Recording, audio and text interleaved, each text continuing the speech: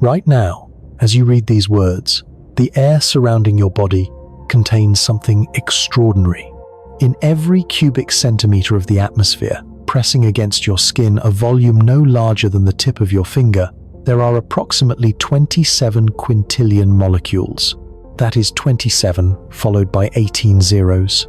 Nitrogen, oxygen, argon, carbon dioxide, all of them moving at hundreds of meters per second, colliding with each other billions of times every second, creating the pressure you feel as the ordinary weight of an unremarkable afternoon. You do not notice this. You have never noticed this. The density of the world you inhabit is so complete, so total, so woven into every moment of your existence that it has become invisible to you. Now consider the space between the stars. In a typical region of the interstellar medium, the vast environment that fills the gaps between every sun you have ever seen in the night sky, that same cubic centimeter contains approximately one atom, not one molecule, not one cluster of bonded elements, one single hydrogen atom alone, drifting in a volume that on the surface of this planet would hold 27 quintillion of its cousins. The best vacuum chamber ever constructed by human engineers, pumped down to the most extreme pressures achievable by any technology on Earth, still contains thousands of molecules per cubic centimeter. The space between stars is emptier than that, far emptier, so empty that the word empty begins to feel insufficient for the task of describing it. But here is what almost no one tells you. The space between the stars is not empty at all. This is not a contradiction. It is the beginning of a story that most people never encounter, a story about a physical environment so vast and so strange that understanding it changes not just how you see the night sky, but how you understand the galaxy itself, your place within it, and the profound, almost incomprehensible isolation that the cosmos has arranged for every world that has ever existed or ever will. The space between stars contains gas. It contains dust. It contains magnetic fields threading across distances measured in light years. It contains radiation moving at nearly the speed of light from every direction simultaneously. It contains the ashes of stars that died before the sun was born, and the raw material from which the next generation of stars will one day ignite. The space between stars is not empty. It is something. And what that something is, what it is made of, how it behaves, and what it means for everything you have ever imagined about the universe beyond this world, that is what this journey is about. If you find yourself drawn to stories that reach into the darkness and pull back something that changes the shape of your understanding, take a moment and hit that like button and subscribe. It costs you nothing, and it genuinely allows this channel to keep going. Now, find somewhere quiet. Get yourself comfortable. Clear your mind of the noise of the ordinary world for a little while. Let's begin. On a clear night, far from any city, far from any artificial light, the sky does something to you. It is not a subtle effect. It arrives the moment your eyes adjust to the darkness and the full depth of the sky reveals itself. The stars are everywhere. They crowd the sky from horizon to horizon. They cluster in dense rivers of light that blur together at their edges. The band of the Milky Way cuts across the darkness like a brushstroke made of a billion distant suns, and the sheer number of them, the sheer crowded luminous abundance of them, creates an impression that lodges itself in your mind with the authority of direct experience. The universe is full, that impression says. The universe is overflowing. This impression is wrong. It is one of the most persistent and consequential illusions in all of human experience, and it is wrong in a way that matters deeply. The night sky does not show you a crowded universe. It shows you a flat projection of a three-dimensional structure that is almost entirely empty, compressed by the geometry of your own vision into something that looks like a dense, glittering ceiling. The stars that appear to sit side by side in your favorite constellation may be separated in actual space by hundreds of light years, one vastly closer to you, the other unimaginably farther away, with no physical connection between them whatsoever. The sky turns a volume of almost incomprehensible depth into a painted dome, and it does this every single night, and almost no one who looks up realizes it is happening. Strip away the illusion, Allow yourself to see the galaxy not as a dome of light, but as the three-dimensional structure it actually is. What you find is not a place crowded with stars. What you find is a place crowded with distance. The Milky Way contains somewhere in the range of 400 billion stars. That number sounds like abundance. It sounds like a galaxy so packed with suns that surely there must be stars around every corner of the cosmos, filling every available volume with light and heat and gravitational complexity. But those 400 billion stars are distributed across a disk, roughly 100,000 light-years in diameter, and between 1,000 and 2,000 light-years thick at most points. When you distribute even 400 billion objects across a volume of that size, what you get is not crowding. What you get is a desert so vast and so featureless in the spaces between its scattered oases that the mind, built as it is for navigating a world measured in meters and kilometers, simply refuses to process it correctly. Here is what that distribution actually means. If you could travel to any random point inside the Milky Way, chosen entirely at random from all the available volume, the probability that you would find yourself within 1 light-year of any star at all is extraordinarily small. Most of the galaxy, by volume, contains no stars, no planets, no moons, no asteroids, no comets, no anything that your senses could register as a presence. Most of the galaxy is the space between the stars. And that space has a name and a composition and a history that reaches back to the first moments of the universe. Scientists call it the interstellar medium. The name is clinical. It sounds like a footnote, like a technical term belonging to a specialized corner of astrophysics that most people will never need to think about. But the interstellar medium is not a footnote. It is the dominant physical environment of the Milky Way. It is the material that occupies the overwhelming majority of the galaxy's volume.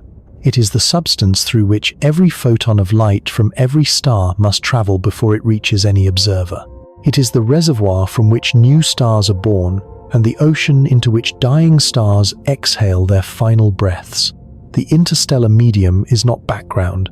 It is the galaxy itself, and the stars that we see glowing in the night sky are the exceptions, small, dense concentrations of matter embedded in an environment so much larger than themselves that calling them the main feature of the galaxy is like calling the islands the main feature of the Pacific Ocean. To understand what the interstellar medium actually is, you have to abandon the instinct to think of it as nothing and replace it with something more precise, more unsettling. Begin with what it contains. By mass, approximately 99% of the interstellar medium is gas. The remaining 1% is dust. That ratio tells you immediately where most of the story lives. When astronomers speak of the material filling the space between stars, they are speaking overwhelmingly of gas, but not gas in any sense that your daily experience would recognize. Not gas you could breathe or feel or interact with in any way that your body is built to register. Gas so extraordinarily diffuse, so spread across such incomprehensible volumes, that its density falls so far below anything in ordinary human experience that the comparison almost ceases to be meaningful. The gas is primarily hydrogen, roughly 70% by mass. This is not a coincidence or a local peculiarity of our corner of the galaxy. It is a direct inheritance from the earliest moments of the universe. In the first 3 minutes after the Big Bang, when temperatures were high enough for protons to form but the universe was expanding too rapidly for most of them to fuse into heavier elements, hydrogen was created in vast quantities. It has been the dominant element in the cosmos ever since. The hydrogen drifting between the stars today is, in large part, primordial. It has existed for 13.8 billion years. It predates the Sun. It predates the Earth. It predates every star visible in tonight's sky. It is among the oldest matter in the universe, and it fills the space between every sun you have ever seen. Helium makes up most of the remaining gas, roughly 28% by mass. Also a product of those first minutes of cosmic time, also primordial, also spread throughout the interstellar spaces in proportions that have changed only slightly since the universe was young. Together, hydrogen and helium account for nearly everything. All the other elements combined, carbon, Oxygen, nitrogen, silicon, iron, every element heavier than helium that exists in the interstellar medium add up to less than 2% of the total mass. Astronomers refer to all these heavier elements collectively as metals, which is a convention that causes considerable confusion because in this context, oxygen is a metal and so is carbon. The terminology is a quirk of the field's history. But the underlying point is precise and important. The interstellar medium is, by an overwhelming margin, made of the two lightest elements in the periodic table. Everything else is a trace. A chemically rich trace with profound consequences for the formation of planets and the emergence of life, but a trace nonetheless against the vast background of primordial hydrogen and helium. That remaining 1%, the dust, is something else entirely. Interstellar dust grains are not like the dust on a shelf. They are tiny solid particles, typically less than a micrometer across, which is smaller than the wavelength of visible light. They are made of silicates, carbon compounds, and in colder regions, coatings of ice-water ice, carbon monoxide ice, ammonia ice, frozen onto the surfaces of silicate cores. These grains are invisible individually, but collectively, they are among the most consequential features of the galaxy. When they concentrate in sufficient numbers, they form dark clouds so thick that they block the light of billions of stars behind them. You have seen these clouds, though perhaps you did not know what you were looking at. Every dark lane cutting through a photograph of the Milky Way, every region of the sky where stars seem to simply stop, is a curtain of interstellar dust hanging between you and the light beyond it. The dust absorbs starlight at short wavelengths, particularly blue and ultraviolet light, and re-emits that absorbed energy as infrared radiation. This process, which astronomers call interstellar reddening, makes distant stars appear both redder and dimmer than they truly are. For much of the history of astronomy, this effect was not understood. Astronomers measuring the brightness and color of distant stars were working with data distorted by dust they did not know existed. The result was a systematic underestimation of stellar distances and galactic scales that persisted well into the 20th century, corrected only when the nature of interstellar dust was properly characterized. But describing the interstellar medium as gas and dust still gives a misleading impression. It implies uniformity. It implies a smooth, even distribution of material spread like a thin mist across the entire galaxy. The reality is nothing like this. The interstellar medium is one of the most structurally complex environments in nature, existing simultaneously in several dramatically different physical states that coexist and interact across enormous scales. The coldest and densest phase is called the cold neutral medium.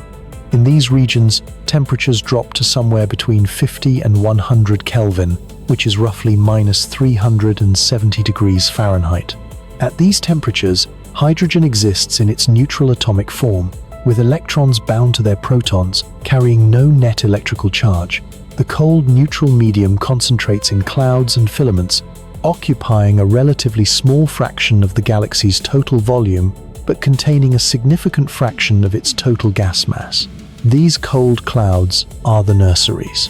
They are the places where conditions can eventually become extreme enough for gravity to overcome pressure and begin the slow collapse that creates new stars. The cold neutral medium is, in the most literal sense, the womb of the galaxy's future. Surrounding and interpenetrating these cold clouds is the warm neutral medium. Here, temperatures climb to between 6,000 and 10,000 Kelvin, still electrically neutral, but far more diffuse and far more energetic. The warm neutral medium fills a much larger fraction of the galaxy's volume, spreading between the colder, denser clouds the way an ocean spreads between islands. It is the most common state of interstellar gas by volume, the ambient condition of the galaxy across most of its extent. Then there is the warm ionized medium, at roughly similar temperatures, but fundamentally different in character. In these regions, the gas has been ionized, electrons stripped from their hydrogen atoms by the ultraviolet radiation pouring from the hottest, most massive stars. The warm ionized medium pervades enormous volumes of the galaxy, particularly near regions of active star formation, and in the galactic halo above and below the plane of the disk. Because ionized hydrogen at these temperatures emits light differently than neutral hydrogen, it was largely invisible to early observers. Its presence was only fully appreciated with the development of spectroscopic techniques sensitive enough to detect the faint emission of what astronomers call the hydrogen alpha line, a specific wavelength of red light produced when electrons recombine with protons after ionization. The warm ionized medium was a relatively late discovery, and its full extent across the galaxy is still being mapped. And finally, there is the hot ionized medium, the most extreme phase of all. In these regions, the gas has been heated to temperatures exceeding 1 million Kelvin by the shockwaves of supernova explosions. Paradoxically, this million-degree gas is also the least dense phase of the interstellar medium. In some regions of the hot ionized medium, the density falls to as low as 1 atom per 10,000 cubic centimeters. To put that in terms, you can hold in your mind, imagine a box the size of a large moving crate, the kind you would use to pack furniture when moving between houses. Place that box anywhere in the hot ionized medium of the interstellar medium. Inside that entire box, you would find, on average, a single hydrogen ion, one particle, in a volume large enough to hold a washing machine. This is the environment that fills perhaps as much as half the total volume of the Milky Way. These phases do not exist in separation. They are not neatly bounded regions with clean borders between them. They exist simultaneously, interpenetrating and interacting, with cold clouds embedded within warm gas, and warm gas threading through cavities blown by supernova into the hot phase, all of it turbulent and constantly changing on timescales of millions of years. The interstellar medium is not static. It is a living system, cycling material between its phases continuously, driven by the energy of stellar birth and stellar death, in a loop that has been running since the galaxy formed. Our own solar system sits inside one of the most distinctive structures in the local interstellar environment. It is called the local bubble. The local bubble is a region of the hot, ionized medium, roughly 1,000 light-years across, centered more or less on our position in the galaxy. It is a cavity, a place where the denser phases of the interstellar medium have been swept away, leaving behind an unusually low-density, high-temperature plasma. The current best models suggest that this cavity was carved by a series of supernova explosions that occurred somewhere between 10 and 20 million years ago. Massive stars formed in our region of the galaxy, lived their brief, violent lives, and detonated in sequence over millions of years. Each explosion pushed the surrounding interstellar gas outward, and the combined effect of multiple blasts created a bubble of cleared, heated space that has persisted ever since. We live inside this bubble. The solar system is not sitting in a typical region of the interstellar medium. It is sitting in a cavity blown by the deaths of stars that exploded before any ancestor of yours had evolved past the stage of a small, tree-dwelling primate. Within the local bubble, immediately surrounding the solar system, lies a slightly denser structure called the local interstellar cloud, sometimes referred to informally as the local fluff. This is a warm, partially ionized cloud of gas, with a density of roughly 0.3 atoms per cubic centimeter, denser than the surrounding bubble, but still extraordinarily thin by any terrestrial measure. The solar system is currently moving through this cloud, and it is this material that Voyager 1 and Voyager 2 first encountered when they crossed beyond the heliosphere, the great bubble of solar wind that the sun inflates around itself and everything orbiting it. The local interstellar cloud has a temperature of roughly 6,000 to 7,000 Kelvin and is drifting through our neighborhood of the galaxy at approximately 26 kilometers per second. In several thousand years, the solar system will move beyond this cloud and enter a different local environment, perhaps denser, perhaps more tenuous. The medium is not fixed around us. Our position within it changes continuously, slowly, on timescales that dwarf recorded history. There is one more component of the interstellar medium that most people have never heard of, but that is as real and as pervasive as the gas and the dust, and perhaps more consequential for any civilization that ever attempts to cross the spaces between stars. Magnetic fields. The galaxy is threaded from edge to edge with magnetic fields. Not strong magnetic fields in any human sense. They measure only a few microgauss in the general interstellar medium, roughly 10 million times weaker than the magnet on your refrigerator door. But they extend coherently across distances of hundreds of light years. They permeate every phase of the interstellar medium. They influence the motion of every charged particle in the galaxy. They shape the structure of interstellar clouds, affect the propagation of cosmic rays, and play a role in the collapse of gas clouds into new stars that is still not fully understood. The interstellar magnetic field is a galactic-scale structure that participates actively in nearly every major process the Milky Way performs, and saturating everything: the gas, the dust, the magnetic fields, the dark clouds and the bright nebulae, and the vast empty regions of the hot phase. There is one more constant presence in the interstellar medium, one that falls on the walls of your house right now, and has been falling without interruption since before the Earth existed. Cosmic rays. These are not rays in the classical sense. They are particles, primarily protons, but also helium nuclei and heavier atomic nuclei that have been stripped of their electrons and accelerated to extraordinary energies by the most violent events in the galaxy, the shockwaves of supernova remnants. Some cosmic ray particles travel at 99.9% of the speed of light. Individual particles carry energies exceeding anything produced by the most powerful particle accelerators humans have ever built. They zip through the interstellar medium in all directions, deflected and scattered by the magnetic fields, interacting occasionally with the gas, penetrating deep into any structure they encounter. They are passing through you right now, through the roof above you, through the walls around you, through your body, through the floor beneath your feet. You cannot feel them, but they are there, always, a permanent rain of high-energy particles falling from the galaxy onto everything within it.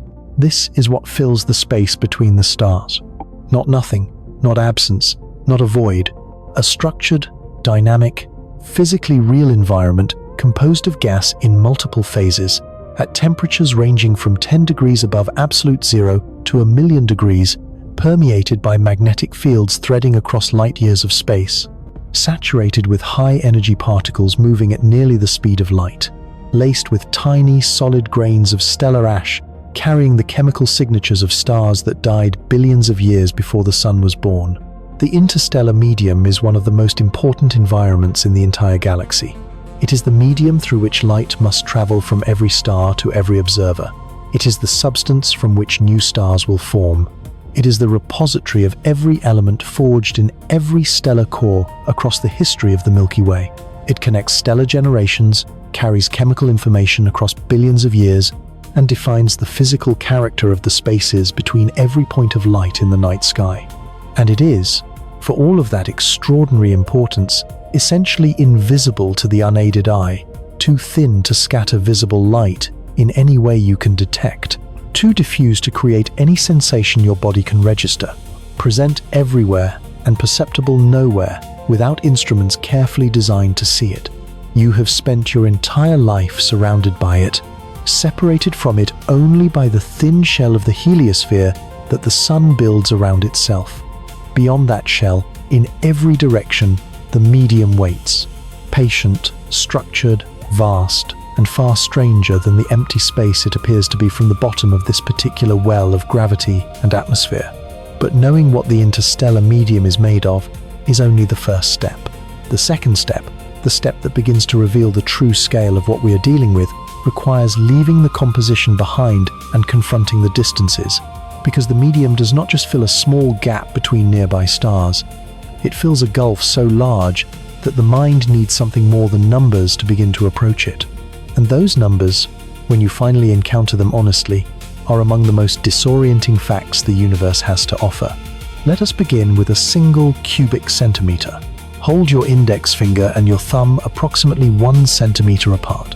That gap, roughly the width of a pencil eraser, roughly the diameter of a blueberry, defines a volume so small that you could fit several hundred of them inside a single teaspoon. It is not an impressive volume. It is, by any ordinary measure, negligible. And yet that tiny cube of space, depending on where in the universe it happens to exist, contains quantities of matter that differ from one another by factors so extreme that they belong in entirely different categories of physical reality. At sea level on the surface of this planet, that cubic centimeter of air contains approximately 27 quintillion molecules. Written numerically, that is a 2 followed by a 7 followed by 18 zeros, all of them in constant, violent motion, bouncing off one another billions of times per second, collectively creating the pressure you feel as the unremarkable weight of an ordinary afternoon. You have never once been aware of them. They have always been there, too numerous and too small to register individually, present in such overwhelming abundance that their collective behavior becomes simply the texture of the world.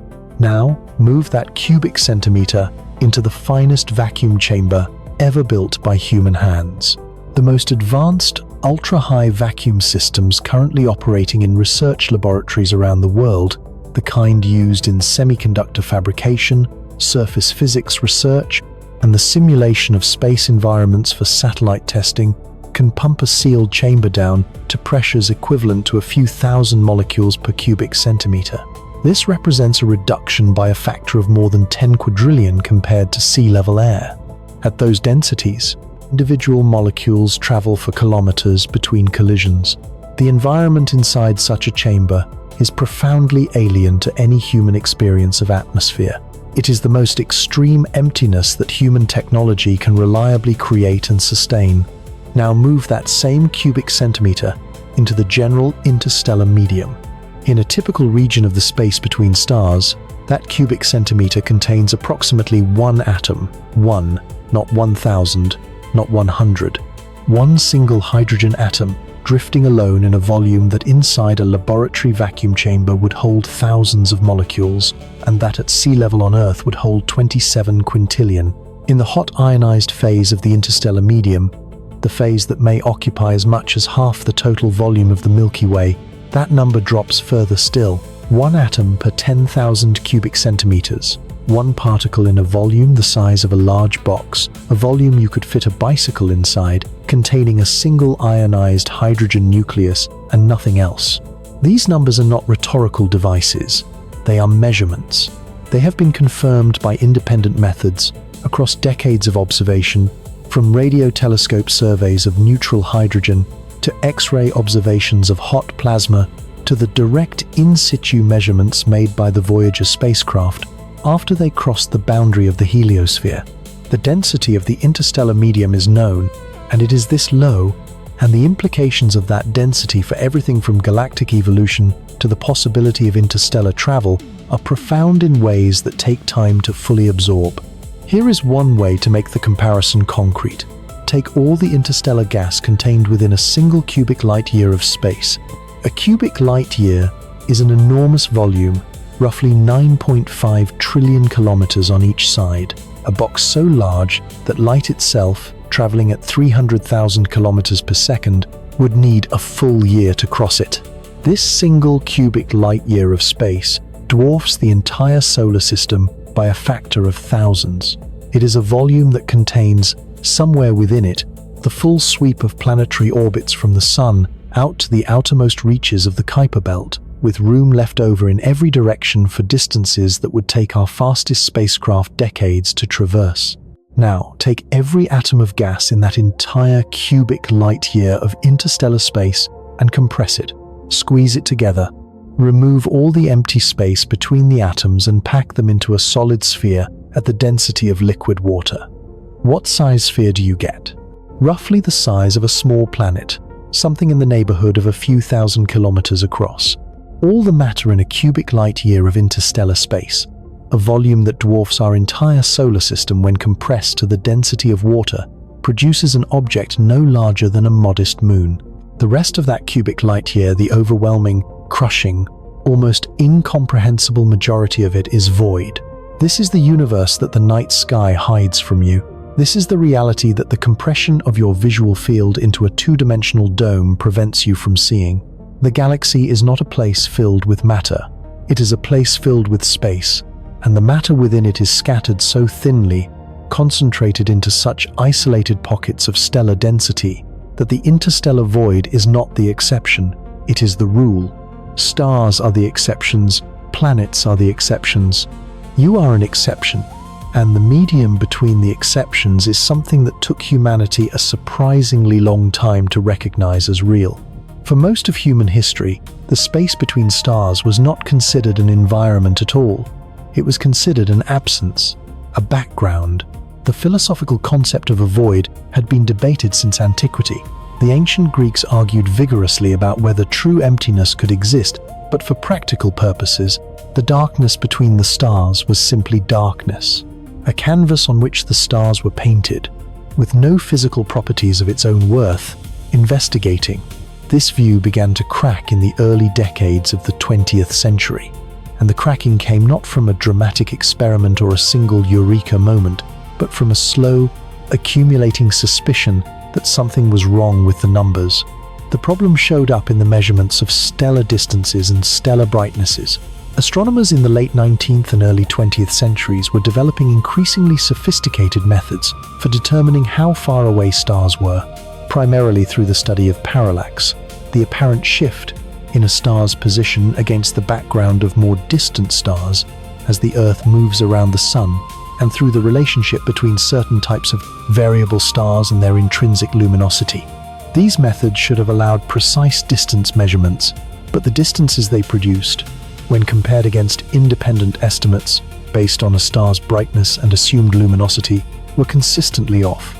Stars appeared dimmer than they should have been at their measured distances, systematically, stubbornly, persistently dimmer. There were several possible explanations. The intrinsic luminosity relationships might be wrong, the distance measurements might have systematic errors, or something might be absorbing starlight between the stars and us, making distant stars appear fainter than they truly were. The third explanation was the correct one, but accepting it required accepting that the supposedly empty space between the stars was not empty, that it contained something capable of absorbing light. For a scientific community that had spent centuries thinking of interstellar space as a true vacuum, this was not a trivial conceptual shift. The astronomer Robert Trumpler provided decisive evidence in 1930. Working at the Lick Observatory in California, Trumpler conducted a systematic study of open star clusters, groups of stars that had formed together from the same parent cloud and could therefore be assumed to share a common distance from Earth. By comparing the apparent sizes of these clusters at different distances, he could estimate their distances independently of their brightnesses. When he compared these size-based distance estimates with brightness-based estimates, he found a consistent discrepancy. The clusters were always farther away, according to their apparent brightness, than according to their apparent size. Stars at greater distances appeared systematically dimmer than they should. The only explanation that fit the data was interstellar absorption. Something between the clusters and the Earth was absorbing starlight, and the amount of absorption increased with distance.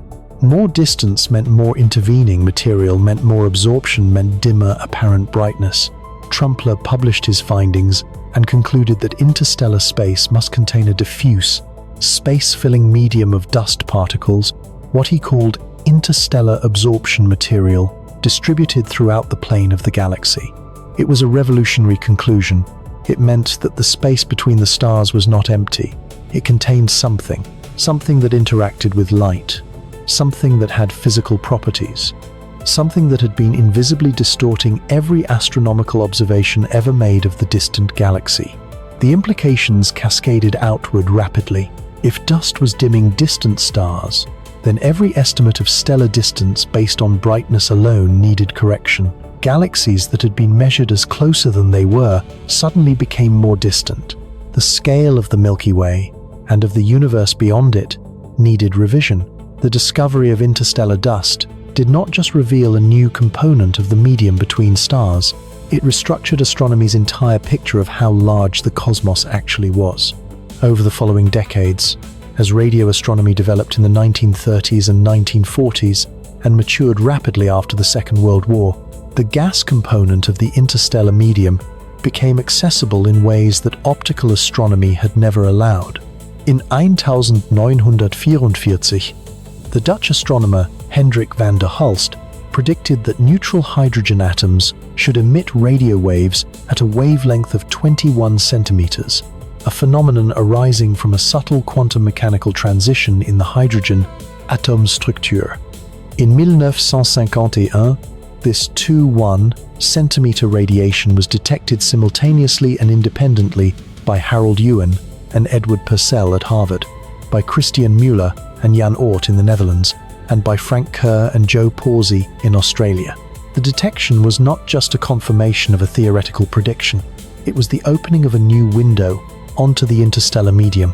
Because radio waves at 21 centimeters pass through interstellar dust without being absorbed, radio telescopes could map the distribution of neutral hydrogen across the entire galaxy, even in directions where dust made optical observation impossible. For the first time, astronomers could see the large-scale structure of the Milky Way. They could trace the spiral arms, they could measure the rotation of the galaxy, they could map the distribution of the gas that fills the spaces between the stars across the full extent of the galactic disk. What emerged from those early radio maps was a picture of the interstellar medium as a structured, complex, galaxy-spanning environment. Not a uniform fog, not a smooth background of diffuse gas, but a turbulent, variable, multi-phase environment with cold, dense clouds embedded in warmer diffuse gas, all of it shaped by the ongoing cycle of stellar birth and stellar death. The picture has been refined continuously in the decades since by infrared observatories, by ultraviolet space telescopes, by X-ray satellites, by sub-millimeter detectors, but the essential truth that Trumpler's dust observations and van der Hulst's hydrogen prediction opened the door to has only deepened with every new instrument and every new wavelength. The space between the stars is real. It has structure, it has composition, it has history, and it participates actively in the life of the galaxy. Understanding the density of the interstellar medium in abstract terms is one thing. Finding a way to feel that density to build genuine intuitive contact with what one atom per cubic centimeter actually means is something else entirely. The numbers resist human intuition not because they are complicated, but because they exist so far outside the range of anything our bodies and our evolved cognitive architecture were built to process. Consider the following exercise. Take a swimming pool. A standard Olympic swimming pool is 50 meters long, 25 meters wide, and 2 meters deep, containing approximately 2.5 million liters of water. Now imagine draining that pool completely and refilling it not with water, but with air at sea level density. That pool of air contains roughly 3 times 10 to the 30th power molecules. 3 million trillion molecules bouncing endlessly off one another and off the walls of the pool. Now replace that sea level air with the best vacuum achievable in a laboratory. The pool now contains roughly 7.5 times 10 to the 15th power molecules, a quadrillion and a half. Still a staggering number. Still far denser than anything the interstellar medium contains. Now fill the pool with the general interstellar medium at 1 atom per cubic centimeter. The pool contains approximately 2.5 times 10 to the 9th power atoms, 2.5 billion. Still a large number in the abstract, but consider what it means in context.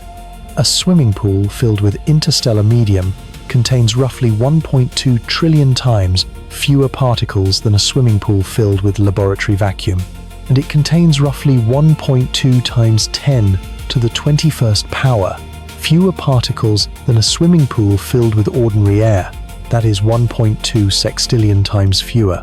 The interstellar medium is not just thin, it is thin in a way that has no meaningful analogy in any environment a human being has ever entered, or could ever enter, without dying instantly.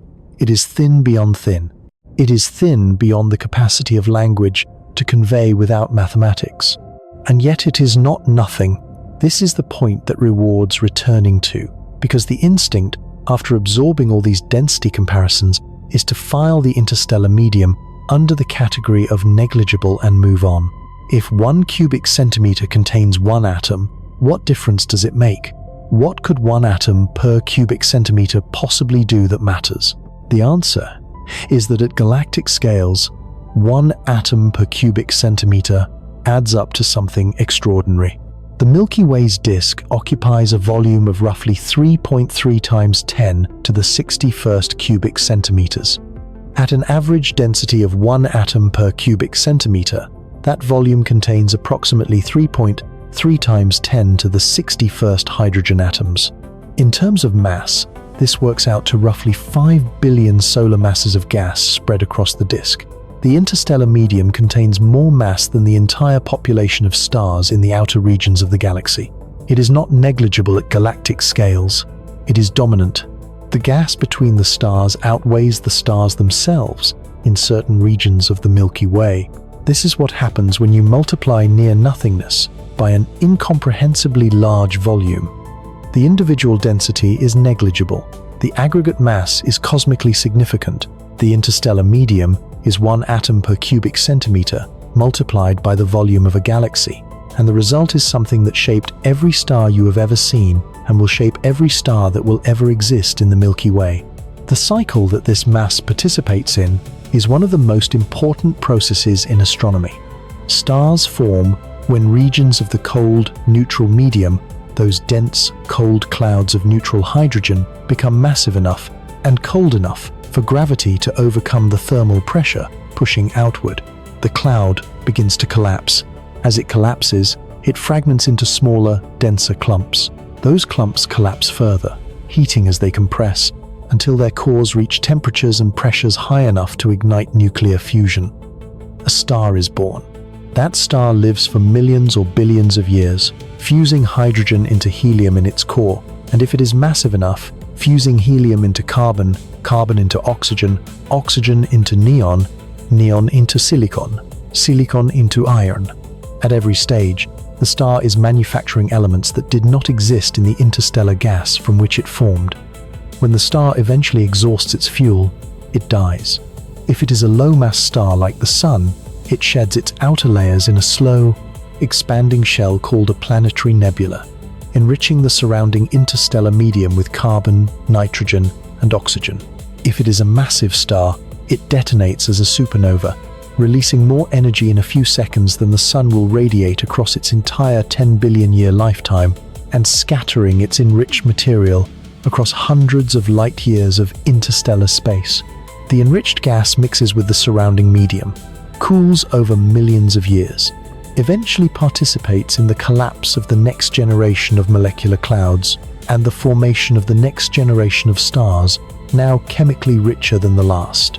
And the cycle continues, generation after generation, each wave of stars forming from material that previous stars have processed and returned, each generation incorporating heavier elements forged in the cores of its predecessors. This cycle has been running in the Milky Way for roughly 13 billion years. The interstellar medium is the medium through which it runs.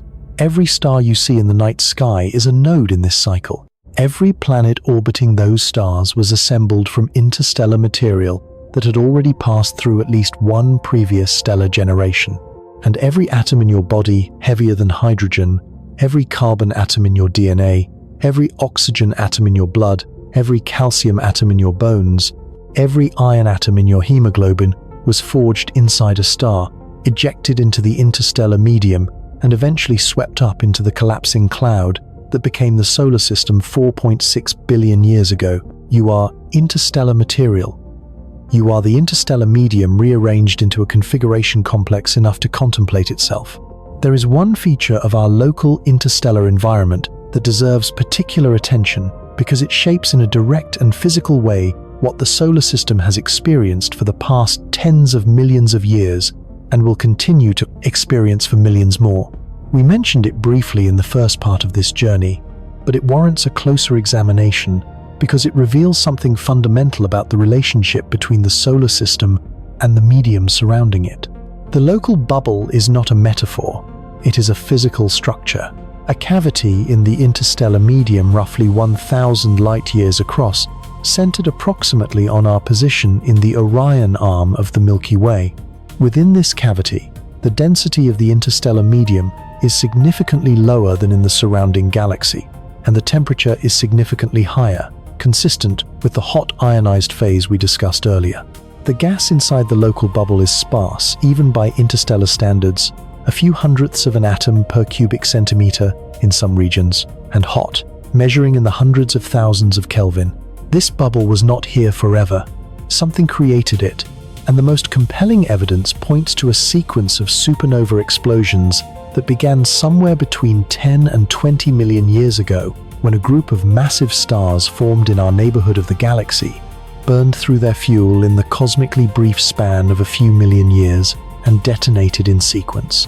Each explosion sent a blast wave outward through the surrounding interstellar medium, sweeping up the denser gas and dust, compressing it into the walls of an expanding shell, and leaving behind a cavity of hot, rarefied plasma.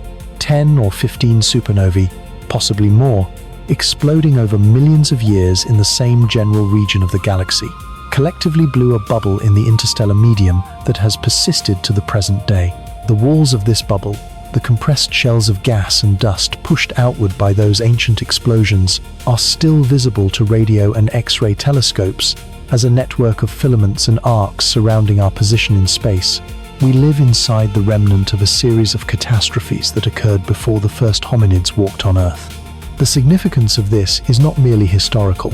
The local bubble shapes the interstellar environment that the solar system currently inhabits.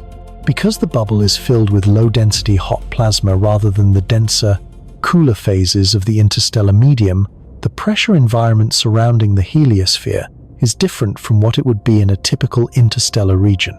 The boundary of the heliosphere, the heliopause, where the solar wind's outward pressure balances the inward pressure of the surrounding medium, sits at its current position, partly because of the particular density and pressure of the local bubble plasma.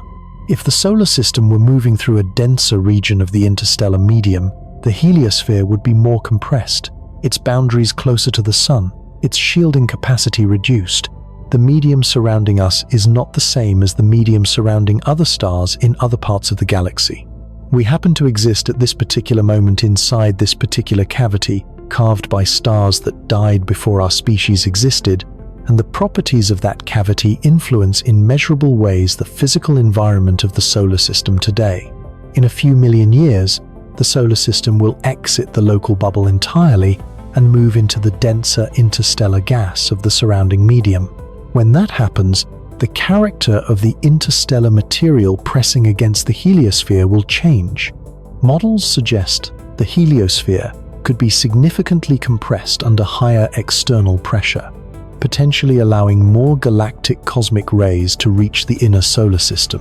Whether this would have any detectable effect on Earth's climate or biology over geological timescales is a subject of ongoing scientific investigation, but the question itself reveals something important. The solar system is not isolated from the interstellar medium. It is embedded in it, shaped by it, and moving through it continuously. The medium is not a backdrop, it is a participant. And as we begin to understand what lies beyond the boundaries of our particular bubble of solar warmth, what lies in the broader interstellar medium stretching outward toward the nearest stars, the first thing that confronts us is not the radiation, not the dust, not the magnetic fields. The first thing, the most fundamental thing, the thing that dwarfs all other considerations simply by existing at the scale it exists at, is the distance. The distances between stars are not just large. They are large in a way that disconnects cause from effect, that severs any relationship between human effort and human outcome, that places the stars in a category not merely of the remote, but of the effectively unreachable. And confronting those distances honestly, without the softening of abstraction, without the comfortable compression of light years into a unit that sounds manageable, is the next step in understanding what the interstellar medium actually means for any world that dares to look outward and wonder what lies beyond its sun. The nearest star to our sun is called Proxima Centauri. It is a small, dim, red dwarf star, less than an eighth the mass of the sun, burning so feebly that it produces only about 0.17% of the sun's luminosity. It is invisible to the naked eye from Earth, despite being our closest stellar neighbor, and it sits approximately 4.24 light-years away. 4.24 light-years. That phrase has been repeated so many times in so many contexts that it has lost almost all of its capacity to shock. It sounds like a modest number, 4 and a fraction. you encounter larger numbers before breakfast. The distance to the grocery store is larger in kilometers than 4.2. 4 is in light years. And because the number itself is so small, because it fits comfortably in a sentence, because it requires no scientific notation to write down, the mind files it under manageable and moves on. This is a catastrophic failure of intuition. 4.24 light-years is approximately 40 trillion kilometers. Written out in full, that is 40 trillion kilometers. It is the distance that light, traveling at 300,000 kilometers per second, the fastest speed that physics permits anything to travel, covers in 4 years and 3 months. Not 4 years and 3 months of leisurely travel. 4 years and 3 months of moving at the absolute maximum velocity the laws of nature allow. If you could somehow accelerate a single photon of light and aim it directly at Proxima Centauri at the moment of your birth, that photon would arrive at the star when you were 4 years old. The reply, if anything there were to reply, would reach you when you were 8. This is the minimum stellar distance, the shortest gap between our sun and any other star in the known universe. The easiest step, if such a word could ever apply, on any journey beyond our solar system. And it is so far that it is, for any technology that currently exists or is likely to exist within the coming century, functionally unreachable. To develop genuine contact with what 40 trillion kilometers actually means, numbers alone are insufficient. The mind needs images, it needs scale, it needs something it can hold and turn and examine from multiple angles before the reality of the distance begins to press against the boundaries of comprehension. So let us build a model, shrink the solar system, compress the entire distance from the Sun to Neptune, the outermost major planet, down to the length of a standard American football field, roughly 91 meters. At this scale, the Sun sits at one end zone, a glowing sphere roughly the size of a grapefruit. The Earth orbits approximately 1 meter from the Sun's edge, a tiny speck about the diameter of a ballpoint pen tip. Jupiter, the largest planet, circles at about 5 meters from the Sun, a marble-sized object at the near hash marks. Saturn orbits at roughly 10 meters, Uranus at 20 meters. Neptune, the outermost major planet, sits at the far end zone, roughly 91 meters from the Sun, a blue-green grain smaller than a peppercorn. Stand at Neptune's position at the far end zone and look back at the grapefruit Sun. This is the full extent of the solar system's planetary architecture, compressed to the length of a football field. Every planet, every known world circling our star, fits within this 1-meter span. Now ask where Proxima Centauri sits at this same scale. Walk out of the stadium, walk through the parking lot, walk out onto the street and continue walking. Keep walking through the neighborhood, past the houses and the shops and the traffic lights. Keep walking as the stadium disappears behind you and the urban landscape gives way to suburbs and then countryside. Keep walking as the hours accumulate and the miles add up beneath your feet. At this scale, the scale where the entire planetary solar system fits on a football field, Proxima Centauri is approximately 4,300 kilometers away.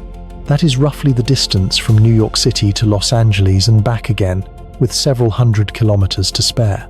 Nearly the full width of the continental United States, traversed twice, with nothing between you and the destination but the interstellar medium we have been describing. 2 grains of sand, separated by the width of a continent, that is the geometry of our nearest stellar neighbors. And between those 2 grains, at that scale, every millimeter of those 4,300 kilometers is the interstellar medium. Every step you take across that model landscape corresponds to billions of kilometers of near vacuum, magnetic fields, cosmic rays, and the thinnest conceivable whisper of interstellar gas. The football field where the planets live shrinks behind you to an invisible point within the first few meters of the walk. By the time you have traveled a single kilometer at that scale, the Sun is already gone, lost in the model distances of the interstellar medium, and you are surrounded by nothing but the void on every side. Here is another way to hold the distance. Imagine driving a car at highway speed, 100 kilometers per hour, the kind of comfortable cruising velocity you might maintain on a long road trip across an open landscape. You do not stop for fuel. You do not stop for food or rest. The car never breaks down. You simply drive. continuously at 100 kilometers per hour, every hour of every day of every year, forever. At that speed, you would reach the Sun, not Proxima Centauri, just the Sun in approximately 170 years. That is driving without stopping from today until roughly the year 2195, by which point every person alive on Earth right now would be long dead, civilizations would have risen and transformed, and the car would have covered a distance that still represents less than 2/10,000ths of the way to the nearest star. To drive to Proxima Centauri at that same speed without ever stopping would require approximately 43 million years. When you started the journey, our ancestors were small, tree-dwelling primates. Homo sapiens would not exist for another 42 million years. The entire recorded history of human civilization, every empire, every war, every scientific discovery, every work of art produced by every human being who has ever lived, would occur within the final 1/10,000th of the drive. And still you would be approaching the destination. 43 million years of continuous driving at highway speed to cover the shortest stellar distance. This is what 4 light years means when you strip away the abstraction. We do not need to rely entirely on thought experiments to understand what it means to cross interstellar distances. We have sent something out there, 2 somethings, and their journey, still ongoing after nearly half a century, is perhaps the most visceral demonstration in human history of what the space between the stars actually is. Voyager 1 left Earth on the 5th of September 1977. It was launched aboard a Titan III Centaur rocket from Cape Canaveral, Florida, on a trajectory designed to carry it first to Jupiter, then to Saturn, and then, propelled by the gravitational energy of those giant planets, outward toward the edge of the solar system and beyond. It was, from the moment of its launch, the fastest object humanity had ever built. Its initial velocity after the planetary flybys reached approximately 17 kilometers per second, that is 61,200 kilometers per hour, faster than a rifle bullet, faster than the fastest jet aircraft by a factor of 50, moving fast enough to cross the continental United States in roughly a minute. For the first 12 years of its journey, Voyager 1 was doing what it was designed to do. It photographed Jupiter's turbulent atmosphere and its 4 large moons. It revealed the volcanic activity of Io, the first active volcanoes ever observed beyond Earth, and the fractured, possibly ocean-bearing ice surface of Europa. It studied Saturn's rings in unprecedented detail, discovering structure and complexity where previous observations had suggested simplicity. It discovered new moons. It measured magnetic fields, particle populations, and plasma environments throughout the outer solar system. Then it kept going. After Saturn, Voyager 1's trajectory bent northward out of the plane of the solar system, aimed at no particular destination, simply continuing outward on the momentum it had accumulated. Year after year, decade after decade, the planetary encounters that had been its purpose receded into the past. The outer planets shrank from targets of investigation to faint points of light in the distance. The Sun, brilliant and dominant as seen from Earth, dimmed steadily as the distance grew. By the time Voyager 1 crossed the orbit of Pluto, the Sun had already faded to the point where it appeared as simply the brightest star in the sky, shedding enough light to cast faint shadows but no longer the overwhelming source of warmth and illumination that defines existence in the inner solar system. The spacecraft continued outward through the Kuiper Belt, the ring of icy objects beyond Neptune's orbit, and into the outermost reaches of the heliosphere. In December 2004, at a distance of approximately 94 astronomical units from the Sun, Voyager 1's instruments detected an abrupt change in the environment. The solar wind, which had been streaming outward at supersonic speeds since leaving the Sun, suddenly decelerated. It slammed into the pressure of the surrounding interstellar medium and slowed to subsonic velocities, creating a standing shockwave in the plasma. This boundary, called the termination shock, was the first clear, physical marker that the spacecraft was approaching the edge of the Sun's domain. Beyond the termination shock lay a turbulent, chaotic region called the heliosheath, where the decelerated solar wind piled up against the surrounding interstellar material mixing and churning in a thick boundary layer. Voyager 1 spent 8 years crossing this region, 8 years of continuous travel at 17 kilometers per second, covering roughly 4 billion kilometers just to cross the boundary layer between the Sun's influence and the interstellar medium. That boundary layer alone, a structure most people have never heard of, is comparable in thickness to the distance between the Sun and Neptune. Then, on the 25th of August 2012, the instruments changed. The density of charged particles in Voyager 1's immediate environment shifted dramatically. The intensity of galactic cosmic rays, high-energy particles originating from sources distributed throughout the galaxy, jumped sharply upward. The plasma environment transformed from one dominated by the outward-flowing solar wind to one dominated by the cold, dense plasma of the interstellar medium. After 35 years of continuous flight, after covering a distance that would have taken highway driving tens of millions of years, Voyager 1 had crossed the heliopause, the outermost boundary of the heliosphere, and entered the space between the stars. NASA confirmed the crossing in September 2013, after careful analysis of plasma oscillation data showed that the electron density around the spacecraft had increased by a factor of approximately 80, exactly consistent with the transition from heliospheric plasma to interstellar plasma predicted by theoretical models. Humanity had, for the first time in its history, placed a physical object in the interstellar medium and measured that environment directly.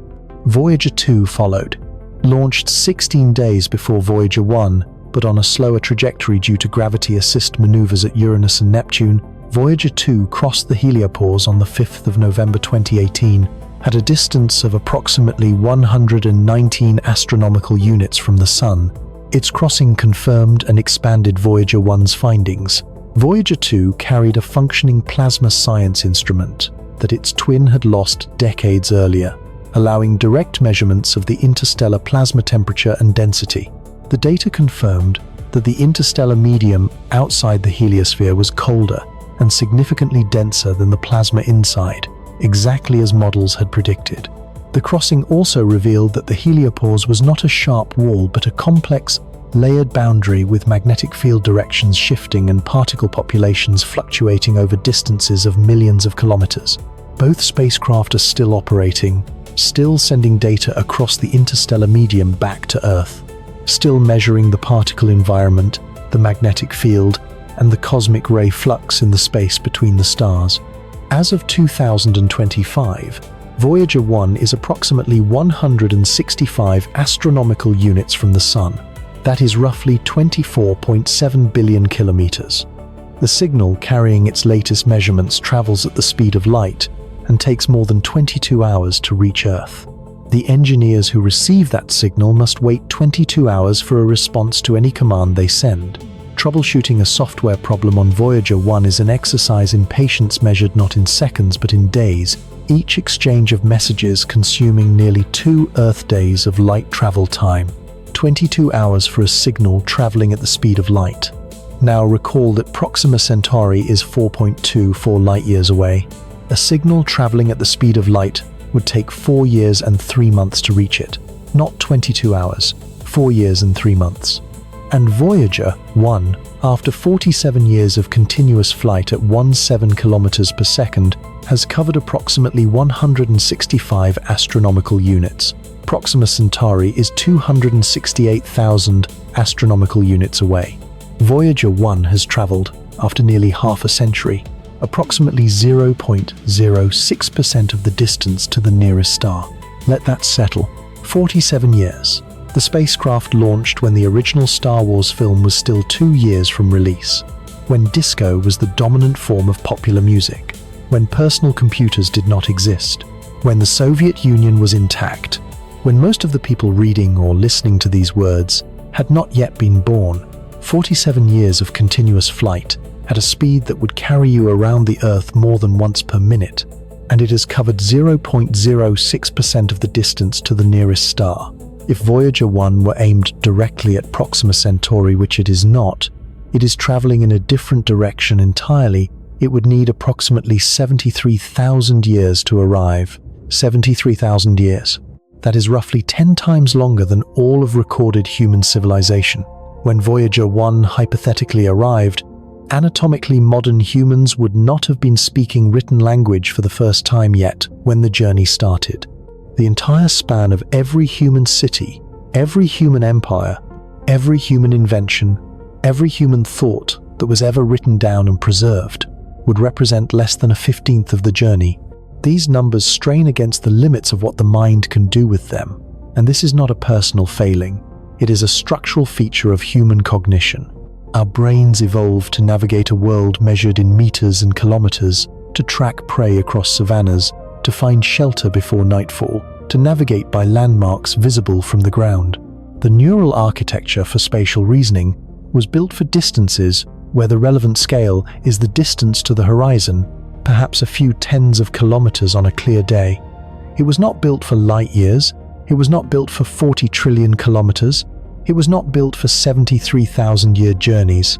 When we encounter interstellar distances, we are using cognitive tools that were not designed for the job. We can perform the mathematics. We can write the equations. We can confirm the measurements. But the emotional reality, the genuine felt sense of what it means to be separated from the nearest star by 40 trillion kilometers, does not arrive the way the emotional reality of a long walk home arrives. It does not register in the body. It does not produce the fatigue and the hunger and the darkening sky that would accompany an actually long journey. It produces only a number, and numbers without experiential anchors slide through the mind without catching. This is why analogy matters. Not because analogy is scientifically precise, but because it builds bridges between what we can calculate and what we can feel. The football field model, the highway drive, the 4-7-year spacecraft. Each of these is an attempt to give interstellar distance some experiential weight, to make it catch on something in the mind that pure numerics cannot reach. And there is one more analogy that perhaps does the work most completely. Consider the speed of light itself, not as an abstract physical constant, but as an experiential fact. Light travels at 300,000 kilometers per second. In 1 second, a photon of light travels from the Earth to the Moon and back again more than once. In 8 minutes, it travels from the Sun to the Earth.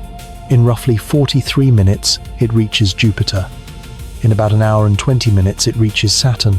These are all reasonable fractions of a human lifetime. 8 minutes, 43 minutes, an hour and 20 minutes. You could wait for the light to complete those journeys over a cup of coffee or an afternoon walk. These distances, measured in light minutes, have a comfortable relationship with human time. Now, extend that relationship outward. Light traveling from the Sun reaches Neptune, the outermost major planet, in about 4 hours and 10 minutes, still within a single working day, still a duration a human being can sit with. Light leaving the Sun right now will reach the edge of the heliosphere, the boundary where the solar wind gives way to the interstellar medium, in approximately 16 to 17 hours, about 2/3 of a day. Still comprehensible. Light leaving the Sun right now will reach Proxima Centauri in 4 years and 3 months. That single step from the edge of the heliosphere at 17 light hours to the nearest star at 4.24 light years represents a jump in scale of more than 2,000. The distance to the nearest star is more than 2,000 times the distance from the Sun to the edge of its own protective bubble. Between the last shelter of the heliosphere and the first warmth of any other star, there is nothing but the interstellar medium, stretching outward for a distance that light itself needs years to cross. Every other star in the sky is farther away than this. Most are dramatically farther.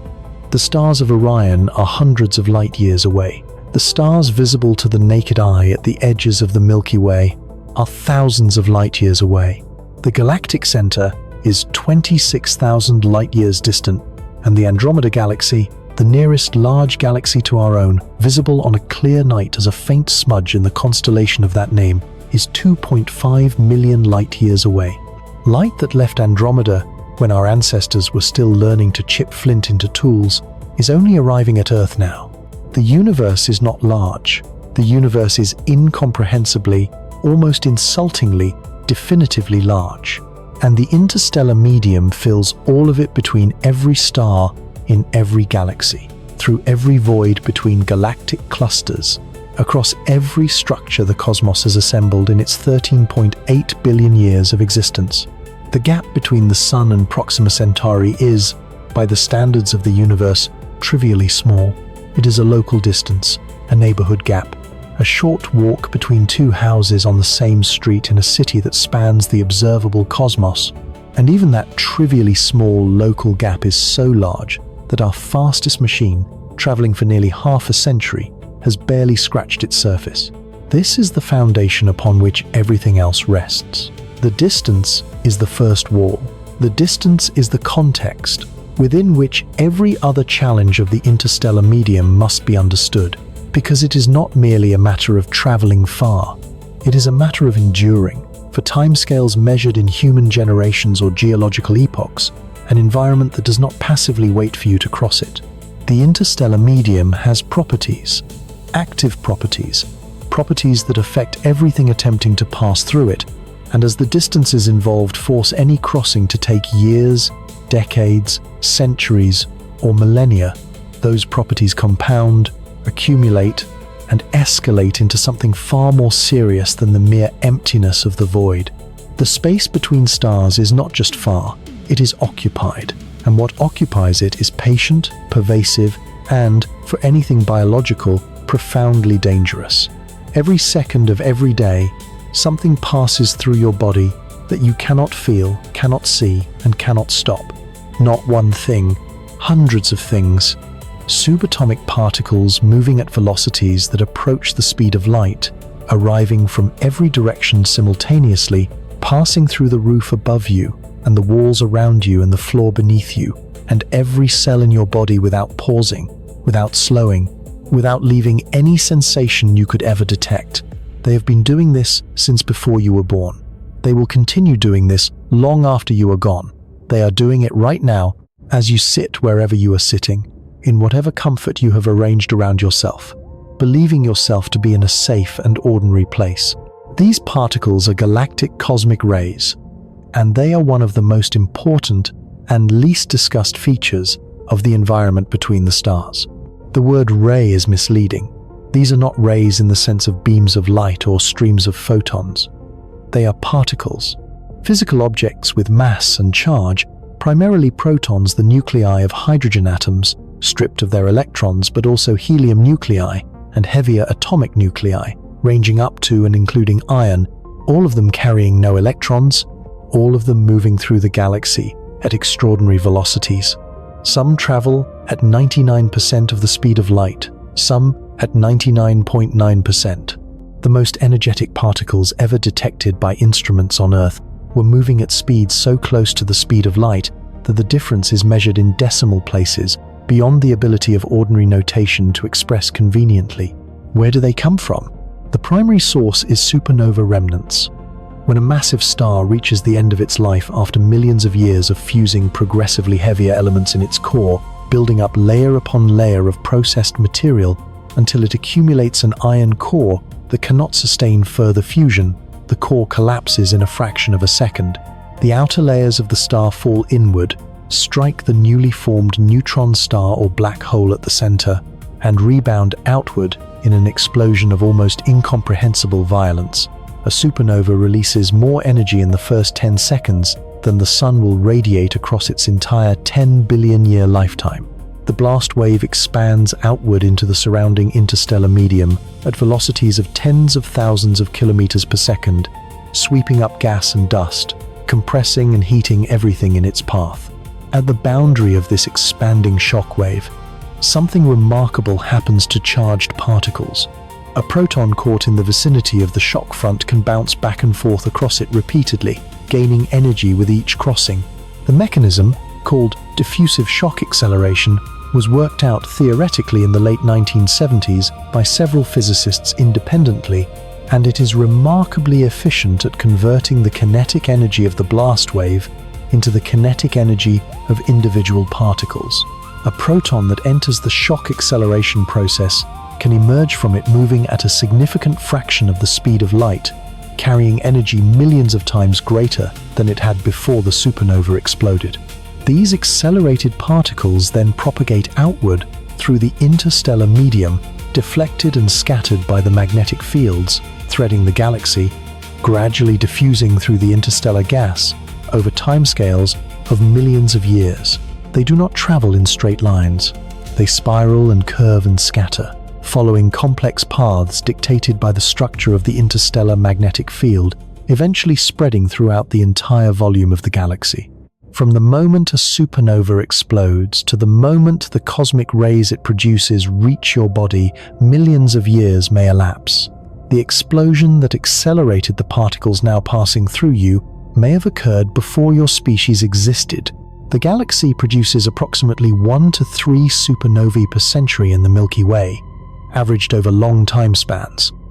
Each one contributes a fresh population of high-energy particles to the interstellar medium. Over billions of years, the cumulative result is a pervasive background of cosmic ray radiation that saturates the entire galaxy, penetrating every region of the interstellar medium, passing through every cloud of gas and dust, entering every planetary system, and falling on every surface of every world in the Milky Way, without exception. You are immersed in this radiation right now. You have always been immersed in it. And the reason you are alive despite it is that you live at the bottom of 2 overlapping shields, neither of which you built and neither of which you maintain, both of which operate so silently and so continuously that you have almost certainly never thought about them. The first shield is the heliosphere. The sun constantly exhales. From its outer atmosphere, the corona, a continuous stream of charged particles, primarily protons and electrons, flows outward in all directions at speeds ranging from 400 to 800 kilometers per second. This solar wind carries with it the sun's magnetic field, stretching it outward into a vast spiral structure that fills the entire volume of the heliosphere. The outward pressure of this wind pushes against the inward pressure of the surrounding interstellar medium, inflating a bubble of solar-dominated space that extends roughly 120 astronomical units from the sun in most directions. Within this bubble, the sun's magnetic field provides a partial barrier against incoming galactic cosmic rays. Not a complete barrier. High-energy particles punch through regardless of the field's influence. But the heliosphere significantly reduces the total flux of galactic cosmic radiation reaching the inner solar system, particularly for lower-energy particles. This effect is measurable. Cosmic ray detectors on Earth record a clear variation in cosmic ray intensity that correlates with the 11-year solar activity cycle. During solar maximum, when the solar wind is strongest and the heliosphere is most inflated, the cosmic ray flux at Earth decreases. During solar minimum, when the wind weakens, more cosmic rays penetrate. The heliosphere breathes, and everything inside it benefits from its breathing. The second shield is Earth's magnetic field. Generated by the convection of liquid iron in the planet's outer core, the geomagnetic field extends outward into space as the magnetosphere, deflecting the incoming flow of charged particles and funneling them toward the polar regions rather than allowing them to strike the surface uniformly. Charged particles approaching Earth from any direction encounter the magnetic field lines and are forced to follow them, spiraling around field lines and ultimately concentrating in the Van Allen radiation belt's 2 regions of intense particle density surrounding the planet at distances of roughly 1,000 to 60,000 kilometers above the surface. The third shield is the atmosphere, a column of gas roughly 100 kilometers deep, pressing down on every square meter of the surface with a weight equivalent to 10 meters of water, absorbing and scattering the cosmic rays and secondary particles that manage to penetrate both the heliosphere and the magnetosphere.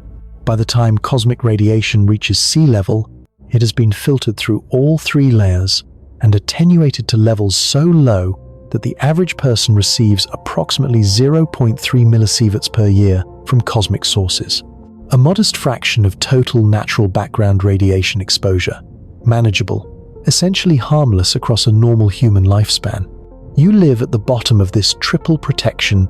You have never experienced the absence of any of it, and almost nothing in ordinary human experience gives you any intuition for what that absence would feel like or what it would do to you over time.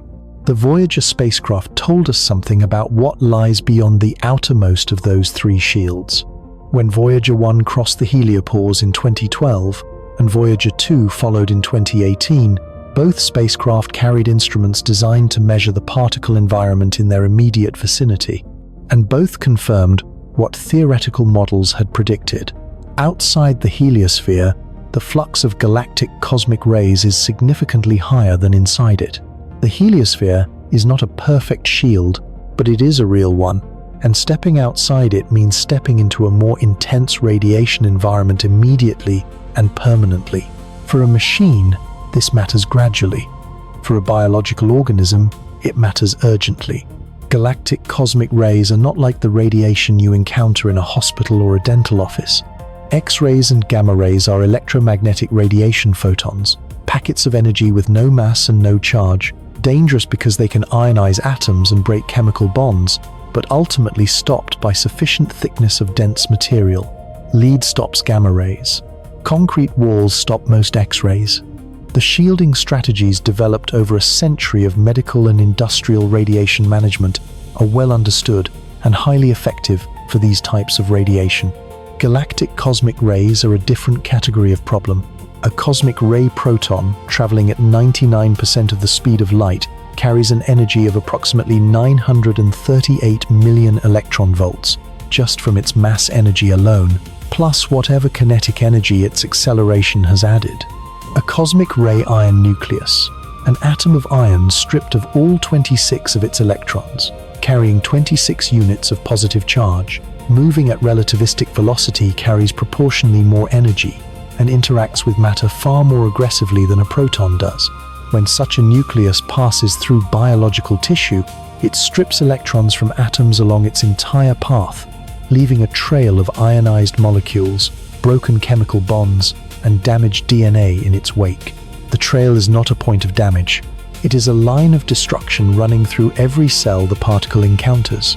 The biological consequences of this ionization depend on the linear energy transfer, the rate at which the particle deposits energy per unit length of tissue traversed. Protons deposit energy relatively slowly along their tracks. Heavy ions like iron nuclei deposit energy at rates hundreds of times higher, creating dense columns of molecular damage called ion tracks that are far more difficult for cellular repair mechanisms to fix than the scattered, isolated damage created by lower linear energy transfer radiation. NASA classifies these heavy, high-energy cosmic ray nuclei as HZE particles, standing for high atomic number and high energy, and considers them the most serious radiation hazard for long-duration spaceflight. Not because they are the most numerous component of the cosmic ray flux. They are actually quite rare, but because the biological damage they produce per particle is so severe, and because the repair mechanisms available to living cells are so much less effective against the dense, clustered damage of HZE tracks than against other forms of radiation damage. The practical consequences are real and already observed in the limited population of human beings who have spent extended time in space. Astronauts aboard the International Space Station receive a radiation dose roughly equivalent to receiving a chest X-ray every 5 days.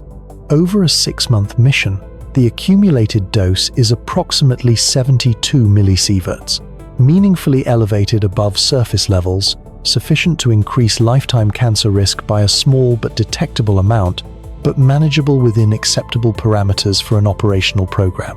Beyond the magnetosphere, in true interplanetary space, the dose rate increases substantially. Astronauts on a hypothetical Mars mission, spending 8 or 9 months each way outside the protection of Earth's magnetic field, would accumulate several hundred millisieverts from galactic cosmic rays alone, plus additional exposure from solar energetic particle events, intense bursts of lower energy particles produced by solar flares, and coronal mass ejections that can deliver very high doses over periods of hours. The total radiation exposure on a Mars round trip has been estimated at between 500 and 1,000 millisieverts, enough to increase the lifetime risk of fatal cancer by several percent. Serious, concerning, but survivable, and manageable through careful mission design. In interstellar space, outside the heliosphere, with no magnetic field and no solar wind attenuation, the problem changes category entirely.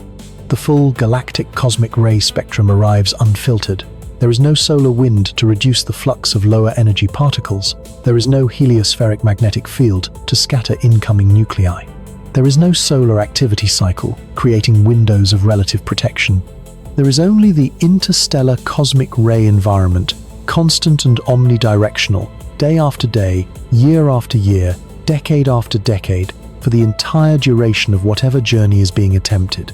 Estimates based on Voyager measurements and cosmic ray transport models suggest that an unshielded human in interstellar space would receive a radiation dose of several hundred millisieverts per year from galactic cosmic rays alone.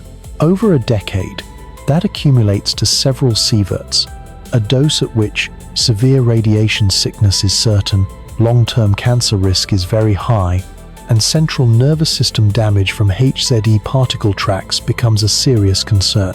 Over a century, the cumulative dose is lethal many times over for any unshielded biological system. The obvious response is shielding. Build thicker walls, surround the crew with dense material, block the particles before they reach living tissue. This is the intuition that a century of radiation protection experience has drilled into every physicist and engineer who works with radiation. More shielding means more protection. Dense material between the source and the target means the target is safer.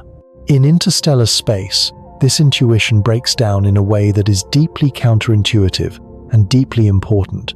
When a high-energy galactic cosmic ray nucleus strikes a shielding material, it does not stop the way a low-energy gamma ray is absorbed by a lead apron. What happens instead is a nuclear spallation cascade. The incoming cosmic ray nucleus, say, an iron nucleus traveling at 90% of the speed of light, collides with a nucleus in the shielding material. Both nuclei shatter. The iron nucleus breaks apart into a spray of lighter fragments, protons, neutrons, helium nuclei, and fragments of heavier elements. The target nucleus in the shield does the same. The collision also generates secondary particles that did not exist before the impact. Pions that quickly decay into muons and gamma rays, neutrons that carry no electrical charge and are therefore completely unaffected by any magnetic shielding strategy, and a general shower of lower energy particles that fans out behind the collision point, penetrating deeper into whatever structure lies beyond. This is the spallation cascade, and it transforms a single incoming high-energy particle into dozens or hundreds of secondary particles, some of which are more biologically damaging than the original cosmic ray would have been if it had passed through unimpeded. The neutrons produced in these cascades are particularly dangerous. Because they carry no electrical charge, they cannot be deflected by magnetic fields, and they pass easily through materials that stop charged particles. When a neutron finally interacts with an atom in biological tissue, the result is typically a large, localized energy deposition in a very small volume, exactly the kind of interaction that causes the most severe DNA damage and is the least amenable to cellular repair. The net result is paradoxical. A thin shield of aluminum or steel, the kind used in conventional spacecraft construction, can actually increase the effective radiation dose received by crew members compared to having no shielding at all, because the spallation products generated in the shield are more numerous and in some cases more biologically harmful than the original cosmic rays that struck it. Studies conducted by NASA and the European Space Agency have confirmed this effect for the particle energy ranges typical of galactic cosmic rays. Thicker shielding helps, eventually. As shield thickness increases, more of the secondary particles generated in the outer layers of the shield are absorbed before they penetrate to the interior, but the improvement is slow, and the mass penalty is severe. Materials with low atomic numbers, hydrogen-rich compounds like polyethylene or water, perform significantly better than metals because they produce lighter, less energetic spallation products. A proton striking a hydrogen nucleus produces only a recoil proton. It cannot produce a cascade of heavy fragments the way an iron nucleus striking an aluminum nucleus can. Water has been seriously proposed as a primary shielding material for deep space habitats. serving the dual purpose of radiation, attenuation, and life support reserve. But even water, applied in layers 30 centimeters thick or more, provides only modest reduction in the galactic cosmic ray dose. To achieve meaningful protection against the full HZE component of the galactic cosmic ray spectrum, shielding layers would need to be measured in meters, not centimeters. For a habitat large enough to sustain a crew, the mass of such shielding would be enormous tens of thousands of metric tons or more, mass that must be accelerated to interstellar velocity and then decelerated at the destination, multiplying the already staggering energy requirements of any interstellar mission by factors that quickly approach the prohibitive. There is no clean engineering solution to the cosmic ray problem. You cannot simply build a thick enough wall. The wall fights back. The wall generates its own hazard from the very radiation it is trying to stop. And the wall must be maintained, structurally intact, for the entire duration of a journey measured in decades or centuries, while itself being continuously bombarded by the same radiation it is attempting to deflect. The cosmic ray environment is the most persistent hazard in the interstellar medium, but it is not the only one. As you move beyond the heliosphere and attempt to cross the distance to another star, a second category of danger emerges, one that is entirely irrelevant at the slow speeds of current spacecraft, but becomes catastrophic at the velocities that interstellar travel actually requires. Interstellar dust. We described the dust grains of the interstellar medium earlier, tiny solid particles, typically less than a micrometer across, composed of silicates and carbon compounds and in some cases coatings of ice. In the general interstellar medium, these grains are extraordinarily sparse. At average densities, you might encounter a single grain within a volume of several cubic kilometers. At the speed of Voyager 1, 17 kilometers per second, a collision with such a grain is a negligible event. The kinetic energy involved is tiny. The impact produces no detectable damage to a spacecraft of any reasonable construction, but interstellar travel is not proposed at 17 kilometers per second. The entire point of developing interstellar propulsion is to reach velocities that make the journey possible within a human or at least a civilizational timescale. And at those velocities, the physics of dust grain collisions changes completely, because kinetic energy scales with the square of velocity. Consider Breakthrough Starshot, the laser sail concept backed in its development by the late physicist Stephen Hawking and the entrepreneur Yuri Milner. The proposal aims to accelerate gram-scale probes to 20% of the speed of light, approximately 60,000 kilometers per second, using a ground-based laser array of extraordinary power. At that velocity, a journey to the Alpha Centauri system, which includes Proxima Centauri, would take approximately 20 years. It is the most concrete near-term interstellar proposal currently under serious scientific study, and it elegantly sidesteps the fuel problem by leaving the energy source on the ground. At 20% of the speed of light, a dust grain weighing 1/1,000,000th of a gram strikes the probe with the kinetic energy of a small explosive charge. The grain does not bounce off, it does not leave a dent. It vaporizes on impact, along with a portion of whatever surface it strikes, creating a microscopic crater and a spray of plasma that expands outward from the point of contact. Individually, a single such impact is survivable for a robustly constructed probe. But over a 20-year journey through even the sparse general interstellar medium, the total number of impacts accumulates to something significant. Optical surfaces degrade, thermal coatings erode, communication systems suffer. In the most pessimistic scenarios, structural integrity fails before the destination is reached. For larger vessels, anything capable of carrying life support systems, meaningful scientific instruments, or biological passengers, the cross-sectional area intercepting dust grains is vastly larger than for a gram-scale chip, and the engineering challenge scales accordingly. Every square meter of forward-facing surface becomes a target. Every hour of travel at relativistic velocity adds to the accumulated damage.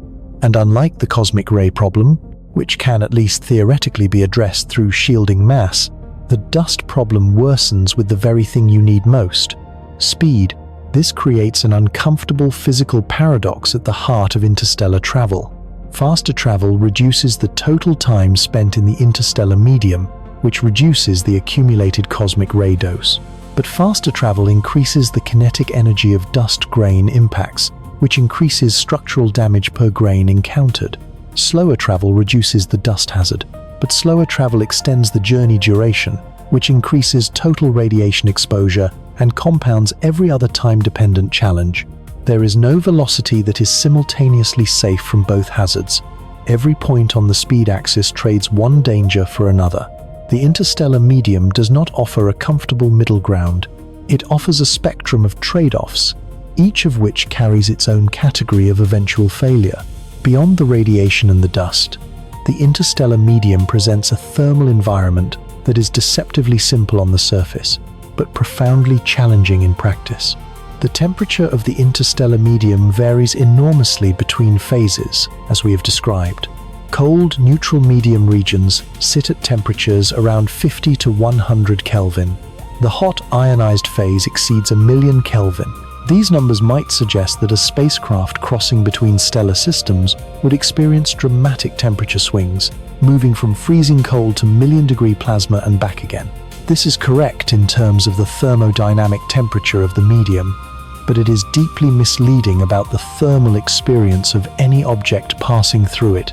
Temperature, in the physics of dilute gases, describes the average kinetic energy of individual particles. A gas at 1,000,000 Kelvin has particles moving very fast. But if that gas contains only a fraction of an atom per cubic centimeter, there are almost no particles present to actually transfer energy to any surface they might encounter. The total thermal energy per unit volume, the quantity that determines how much heat an object actually gains by being immersed in the gas, is negligible. You could pass through million-degree interstellar plasma, and your spacecraft's surface temperature would change by an amount so small that no practical thermometer would register it. The real thermal challenge in interstellar space is not external heating. It is internal cooling. In the near-perfect vacuum of the interstellar medium, there is no atmosphere to conduct heat away from a warm surface, and no surrounding fluid to carry heat away by convection. The only mechanism available for heat exchange is radiation. Every warm object in the interstellar medium slowly radiates its thermal energy away as infrared photons into the surrounding darkness and receives almost nothing back from the cold, sparse medium around it. Far from any star, the ambient radiation field is the cosmic microwave background, the faint afterglow of the Big Bang that now permeates the universe at a temperature of 2.7 Kelvin. This is the baseline temperature to which any object in the deep interstellar medium will eventually cool if left without an internal heat source. 2.7 Kelvin is approximately minus 270 degrees Celsius, 3 degrees above absolute zero, the temperature at which molecular motion almost ceases, the temperature at which every material in common use becomes brittle, fragile, and behaves in ways that room temperature engineering assumptions do not account for. For the Voyager spacecraft, the radioisotope thermoelectric generators devices that convert heat from the radioactive decay of plutonium-238 into electricity serve the dual purpose of providing electrical power and maintaining operating temperatures for the spacecraft systems. As those generators age, they produce less heat and less electricity.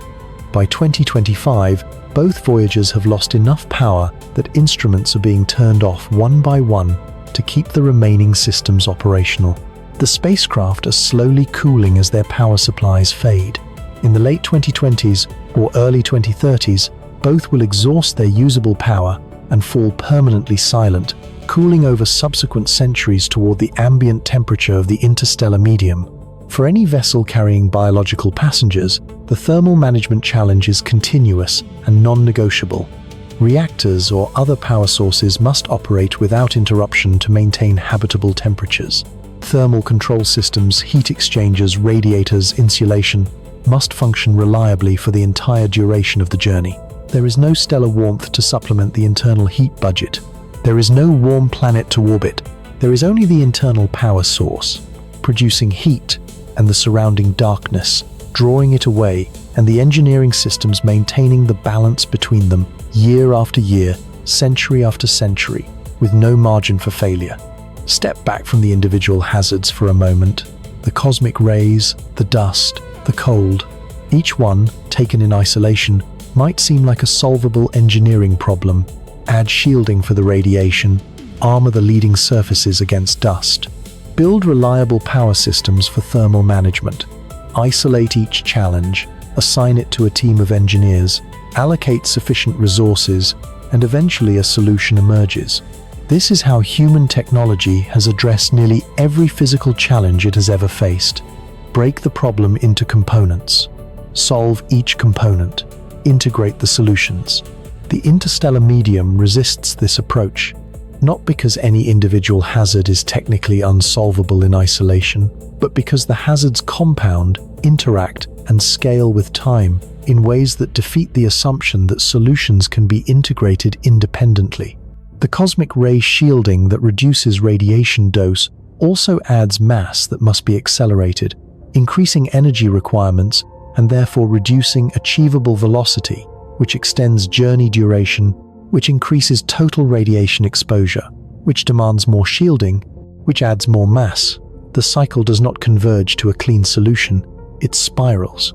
The armoring added against dust impacts adds mass and changes the spacecraft's thermal properties. The thermal management systems required to maintain habitable temperatures consume power. The power systems required to produce that power add mass and complexity and failure modes. The complexity added to address each individual challenge creates new potential failure modes that must themselves be addressed, adding further complexity, further mass, further energy requirements. Every system aboard a vessel crossing the interstellar medium must function reliably for the full duration of the journey, not 99% reliably, not 99.9% reliably. Reliably enough that across the full span of decades or centuries of continuous operation, the probability of catastrophic failure in any critical system remains acceptably low. For a journey of 50 years, a system with 99.9% annual reliability has approximately a 5% chance of failing. For a journey of 500 years, that same system has a 40% chance of failing. For a journey of 1,000 years, it fails more likely than not. The interstellar medium does not attack. It does not storm. It does not present crises that demand heroic responses. It simply exists, thin and patient and pervasive, delivering its radiation dose and its dust impacts and its cold and its relentless demand for sustained operational perfection, day after day, year after year, across distances that the fastest objects humanity has ever built require tens of thousands of years to cross. This is the nature of the barrier, not a wall, not a storm, an ocean, vast, cold, saturated with invisible energy, and utterly indifferent to whether anything ever crosses it or not. And it extends, unchanged in its essential character, from the edge of the heliosphere all the way to the corresponding protective bubble of whatever star lies at the other end of the journey. Between the last warmth of our sun and the first warmth of the next, there is no shelter, no resource, no resting point, only the medium and the distance and the physics that neither cares nor waits. What remains is to understand what all of this means when assembled into a single picture, not of the space between two particular stars, but of the galaxy as a whole. Because when you pull back to the scale of the entire Milky Way and look at 400 billion stars separated by these same abyssal gaps, what you are seeing is not a collection of destinations. You are seeing a structure built, seemingly, around the principle of isolation, and the interstellar medium is the material from which that structure is made.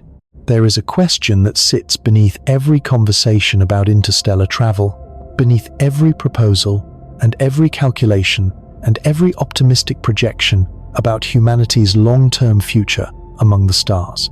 It is a question that most such conversations carefully avoid, because the honest answer is deeply uncomfortable.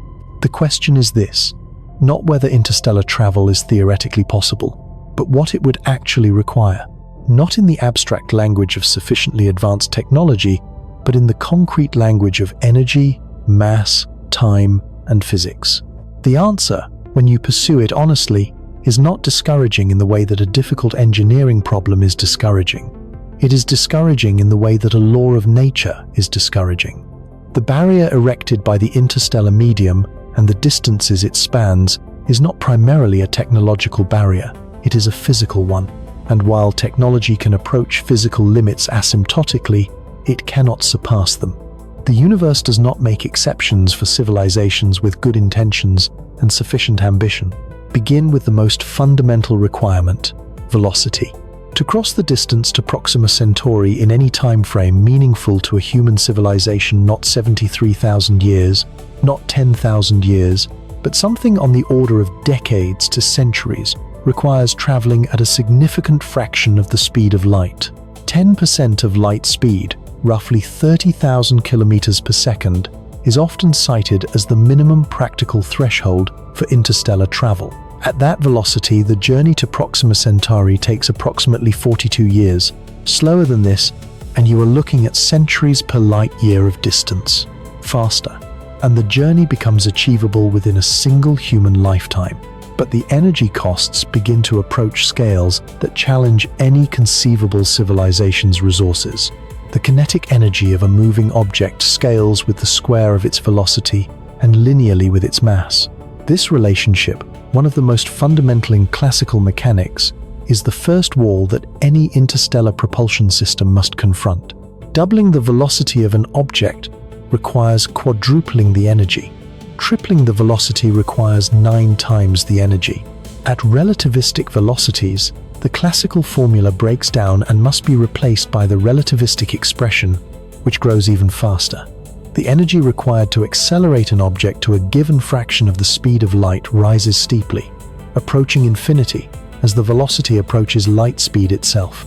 For a spacecraft with a mass of 1,000 kilograms, roughly the mass of a small car, far less than any crewed vehicle, accelerating to 10% of the speed of light requires approximately 4.5 times 10 to the 17th joules. That is 450 quadrillion joules. Written out, it is a number with 17 zeros. The total electrical energy generated by all the power plants on Earth in an entire year is approximately 10 to the 20th joules. Accelerating a single car-sized object to the minimum practical interstellar speed therefore requires roughly 1,000th of the entire planet's annual energy output. This is the energy for a 1,000 kilogram probe with no crew, no life support, no radiation shielding, no thermal management systems, and no deceleration. A one-way trip for an uncrewed vehicle barely larger than a compact car. Slowing down at the destination requires the same energy again. A crewed vehicle with life support, shielding, supplies, and a population of even a few dozen people would mass thousands of times more than 1,000 kilograms. A generation ship capable of sustaining a viable breeding population across centuries would mass millions of times more. At every scale, the energy requirements multiply proportionally with the mass. And unlike fuel costs for conventional transportation, where the energy source can be left behind as it is consumed, interstellar propulsion systems must either carry their fuel, which adds mass that itself must be accelerated, or find some way to tap an external energy source during the journey. The rocket equation, formulated in its modern form by Konstantin Tsiolkovsky in 1903, captures the fundamental tyranny of carried fuel with brutal clarity. For a rocket that carries its own propellant, the ratio of initial mass to final mass grows exponentially with the required velocity change divided by the exhaust velocity. For interstellar missions requiring velocity changes of tens of thousands of kilometers per second, the mass ratios demanded by the rocket equation for any chemical or even nuclear thermal propulsion system are so large as to be physically meaningless. A chemically propelled rocket achieving 10% of the speed of light would need a fuel-to-payload mass ratio of something like 10 to the power of several thousand, numbers that do not correspond to anything in the physical universe. This is why every serious interstellar propulsion concept abandons the conventional rocket paradigm and seeks either to use fuel with incomparably higher energy density or to leave the energy source behind entirely. Nuclear pulse propulsion is the oldest serious proposal for achieving interstellar velocities. The concept was explored in extraordinary depth during Project Orion. a classified American government program that ran from 1958 to 1965 and involved some of the most brilliant physicists of the post-war era, including Freeman Dyson. The basic principle was audacious in its simplicity: detonate nuclear weapons behind the spacecraft, use the blast pressure to push a large shock absorber plate, and accelerate the vessel forward with each successive explosion. Project Orion studies concluded that a spacecraft using fission bombs could achieve velocities of roughly 3 to 5% of the speed of light. An advanced version using thermonuclear devices, hydrogen bombs, could theoretically reach 8 to 10%. These are genuinely impressive figures. At 10% of light speed, Proxima Centauri is 42 years away. A mission could conceivably be completed within a single human lifetime. But the practical obstacles are formidable on every scale. An Orion-type interstellar vessel would need to carry thousands of nuclear devices, would require a spacecraft massing hundreds of thousands of metric tons, and would need to begin its journey by detonating nuclear weapons in the vicinity of Earth, or at least the Earth-Moon system, producing an electromagnetic pulse and radioactive fallout that would be politically and environmentally catastrophic by any reasonable standard. The concept has never been tested at scale. It almost certainly never will be, not because the physics is wrong, but because the political and logistical barriers are as formidable as the physical ones. Fusion propulsion represents a theoretical improvement. If sustained controlled fusion, the same process that powers the sun, could be achieved in a spacecraft engine, the energy density of the fuel would be orders of magnitude higher than any chemical or fission system. A fusion rocket burning deuterium and helium 3 could theoretically achieve exhaust velocities high enough to make interstellar missions viable without absurd mass ratios. The exhaust velocity is achievable by fusion propulsion, in the most optimistic projections, could reach several % of the speed of light. The obstacle is that sustained controlled fusion remains one of the most difficult unsolved problems in all of engineering. After more than 70 years of research and tens of billions of dollars of investment, terrestrial fusion reactors are only now approaching the threshold of energy break-even, the point where a reactor produces as much energy as it consumes. Scaling a barely functional ground-based fusion reactor down to a spacecraft propulsion system, making it reliable enough to operate continuously for decades in the hostile interstellar environment, and achieving the specific power and efficiency required for interstellar propulsion are challenges that no serious physicist considers near-term. Even the most optimistic projections place practical fusion rocket propulsion decades to centuries in the future. And even if fusion propulsion is eventually realized, the fundamental challenge of the interstellar medium remains.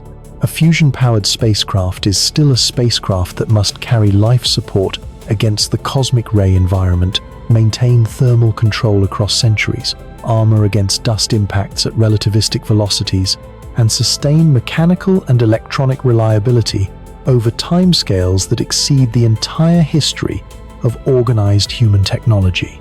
The concept that most cleanly avoids the fuel problem is the laser sail.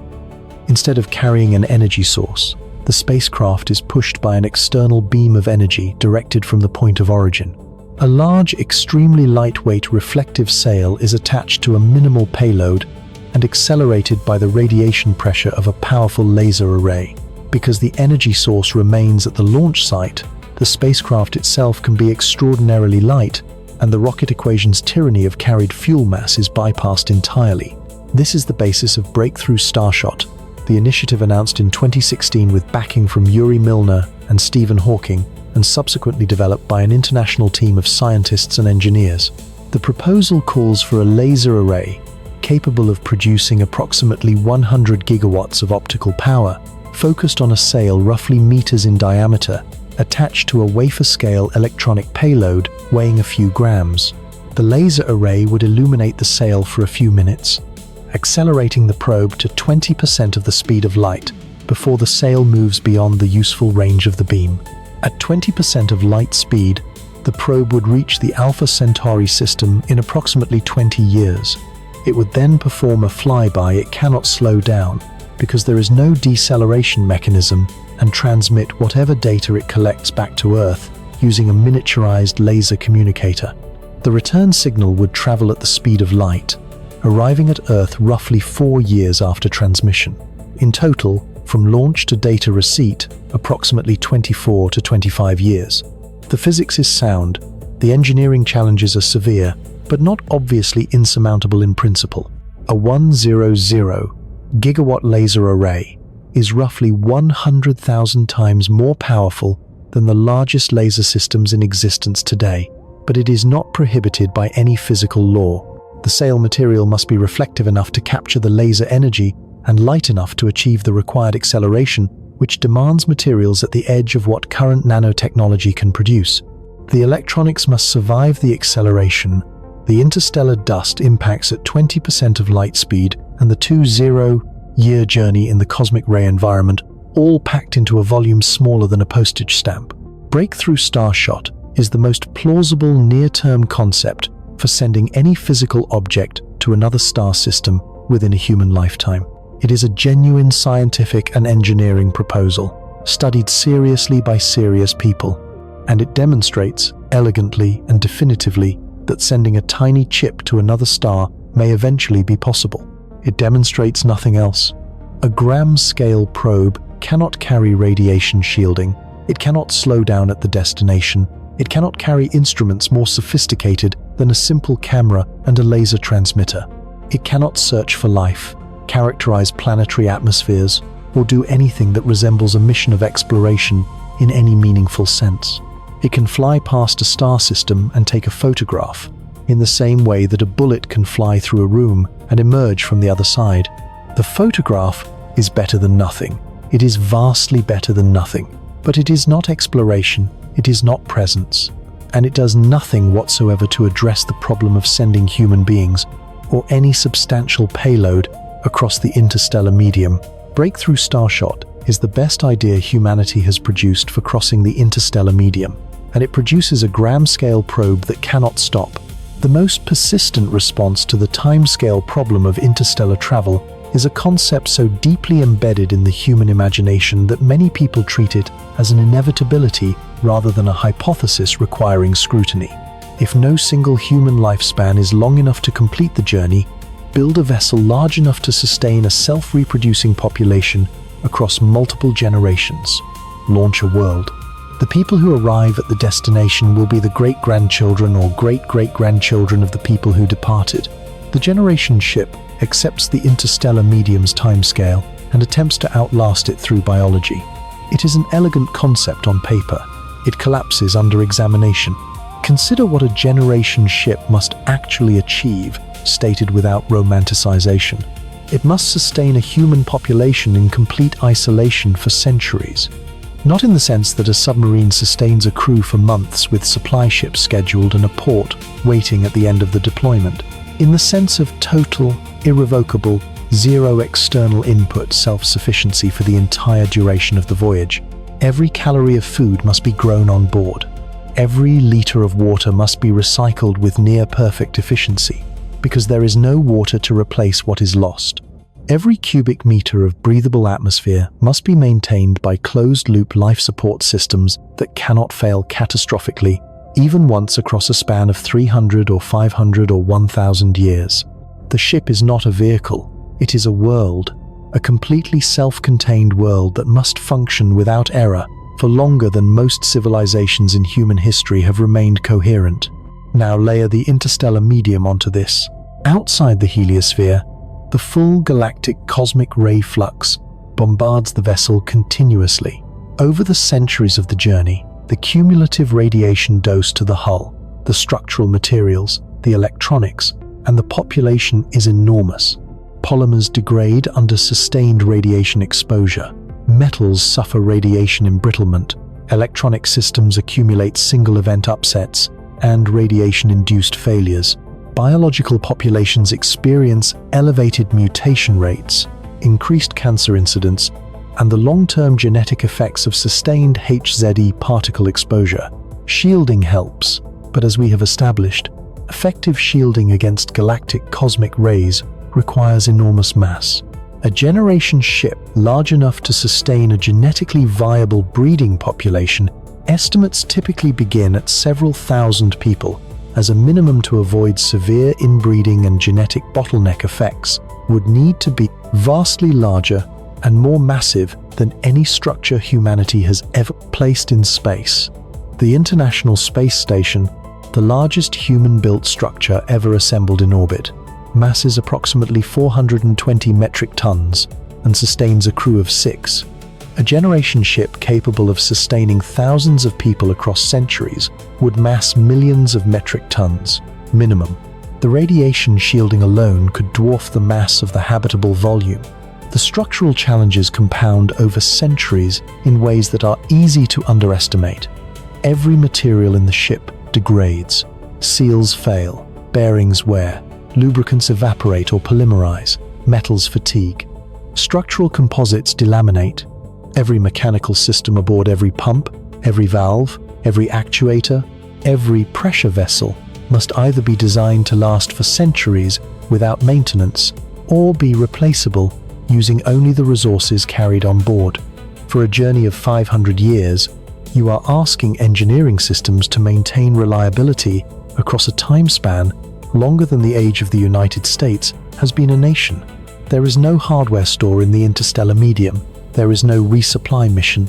There is no rescue. If a critical life support component fails irreparably in year 200 of a 500-year voyage, the crew either fixes it with what they have or they die. Every spare part must have been anticipated and manufactured before departure. Every failure mode must have been foreseen. Every repair procedure must have been documented and transmitted across generations of crew members who must maintain the technical competence to execute it, even if they have never personally encountered that failure mode before. The social and biological dimensions of the generation ship are equally unforgiving. A small population confined to a closed environment for centuries would face genetic risks that increase with every generation.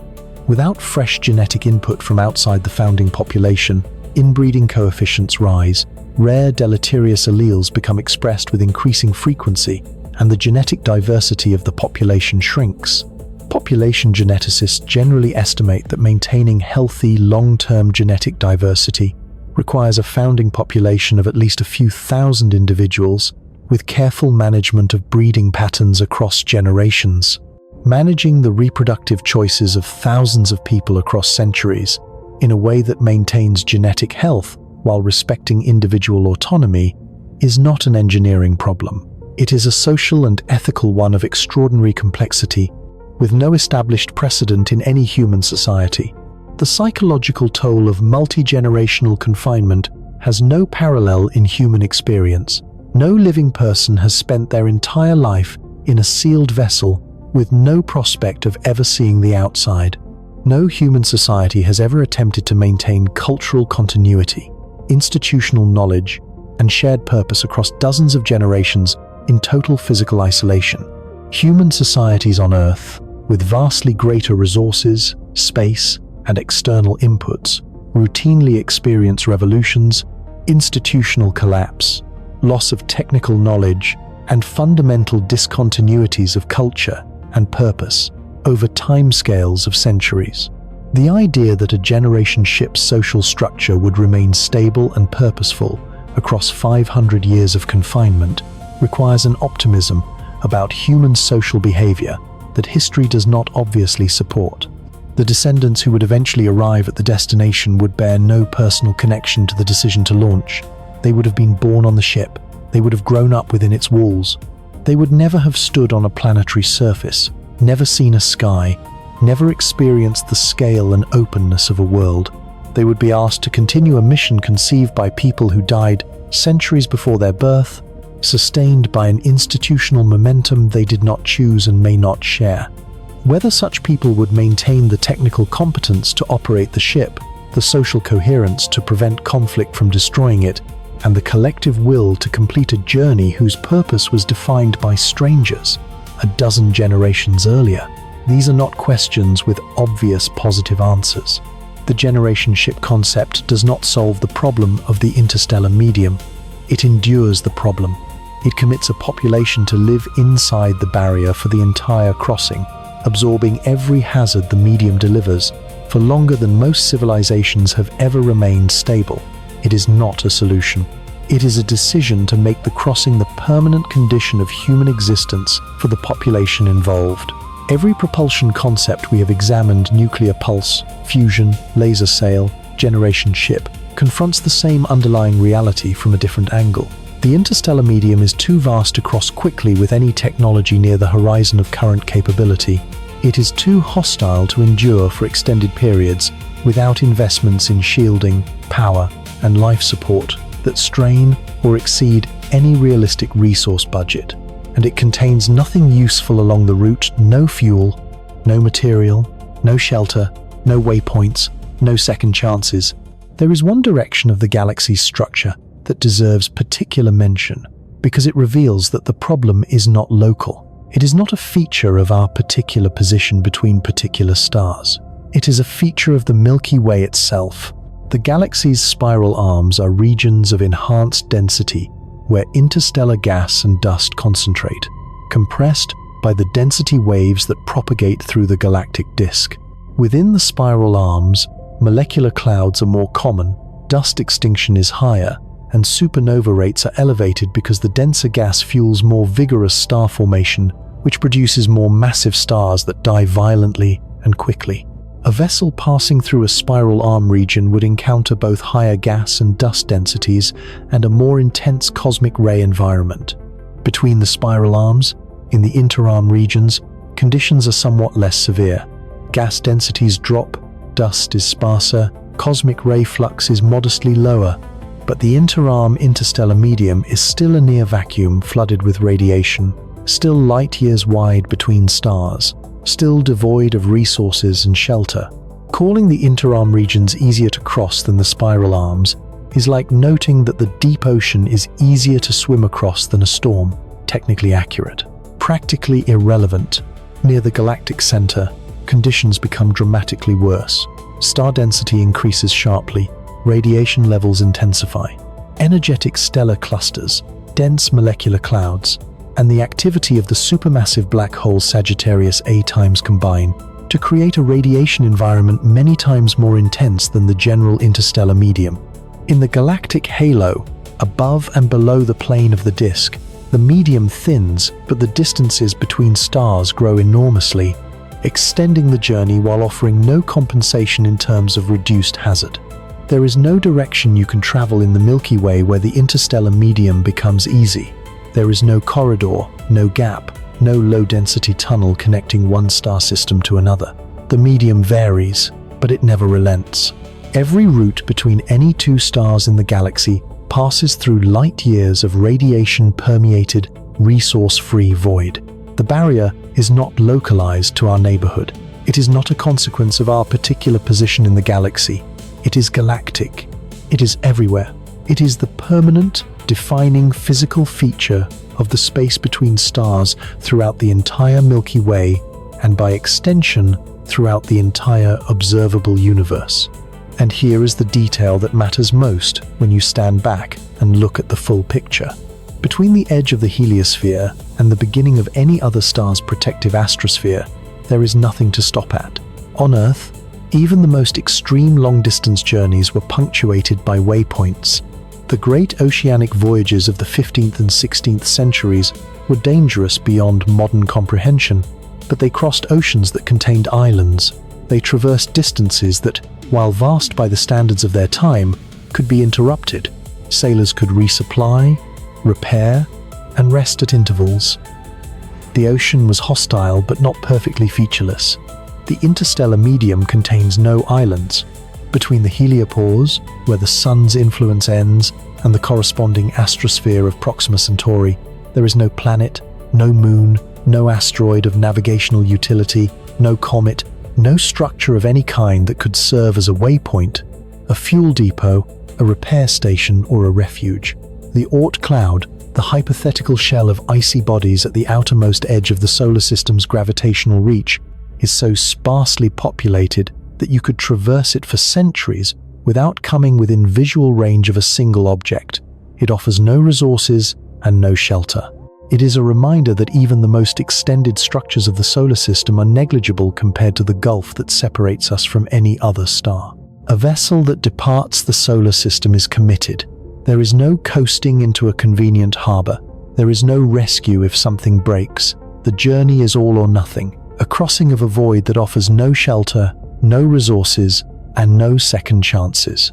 On a timescale that no human technology has ever sustained reliable operation across, through a physical environment that compounds damage with every passing year toward a destination that is, by cosmic standards, in the immediate neighborhood.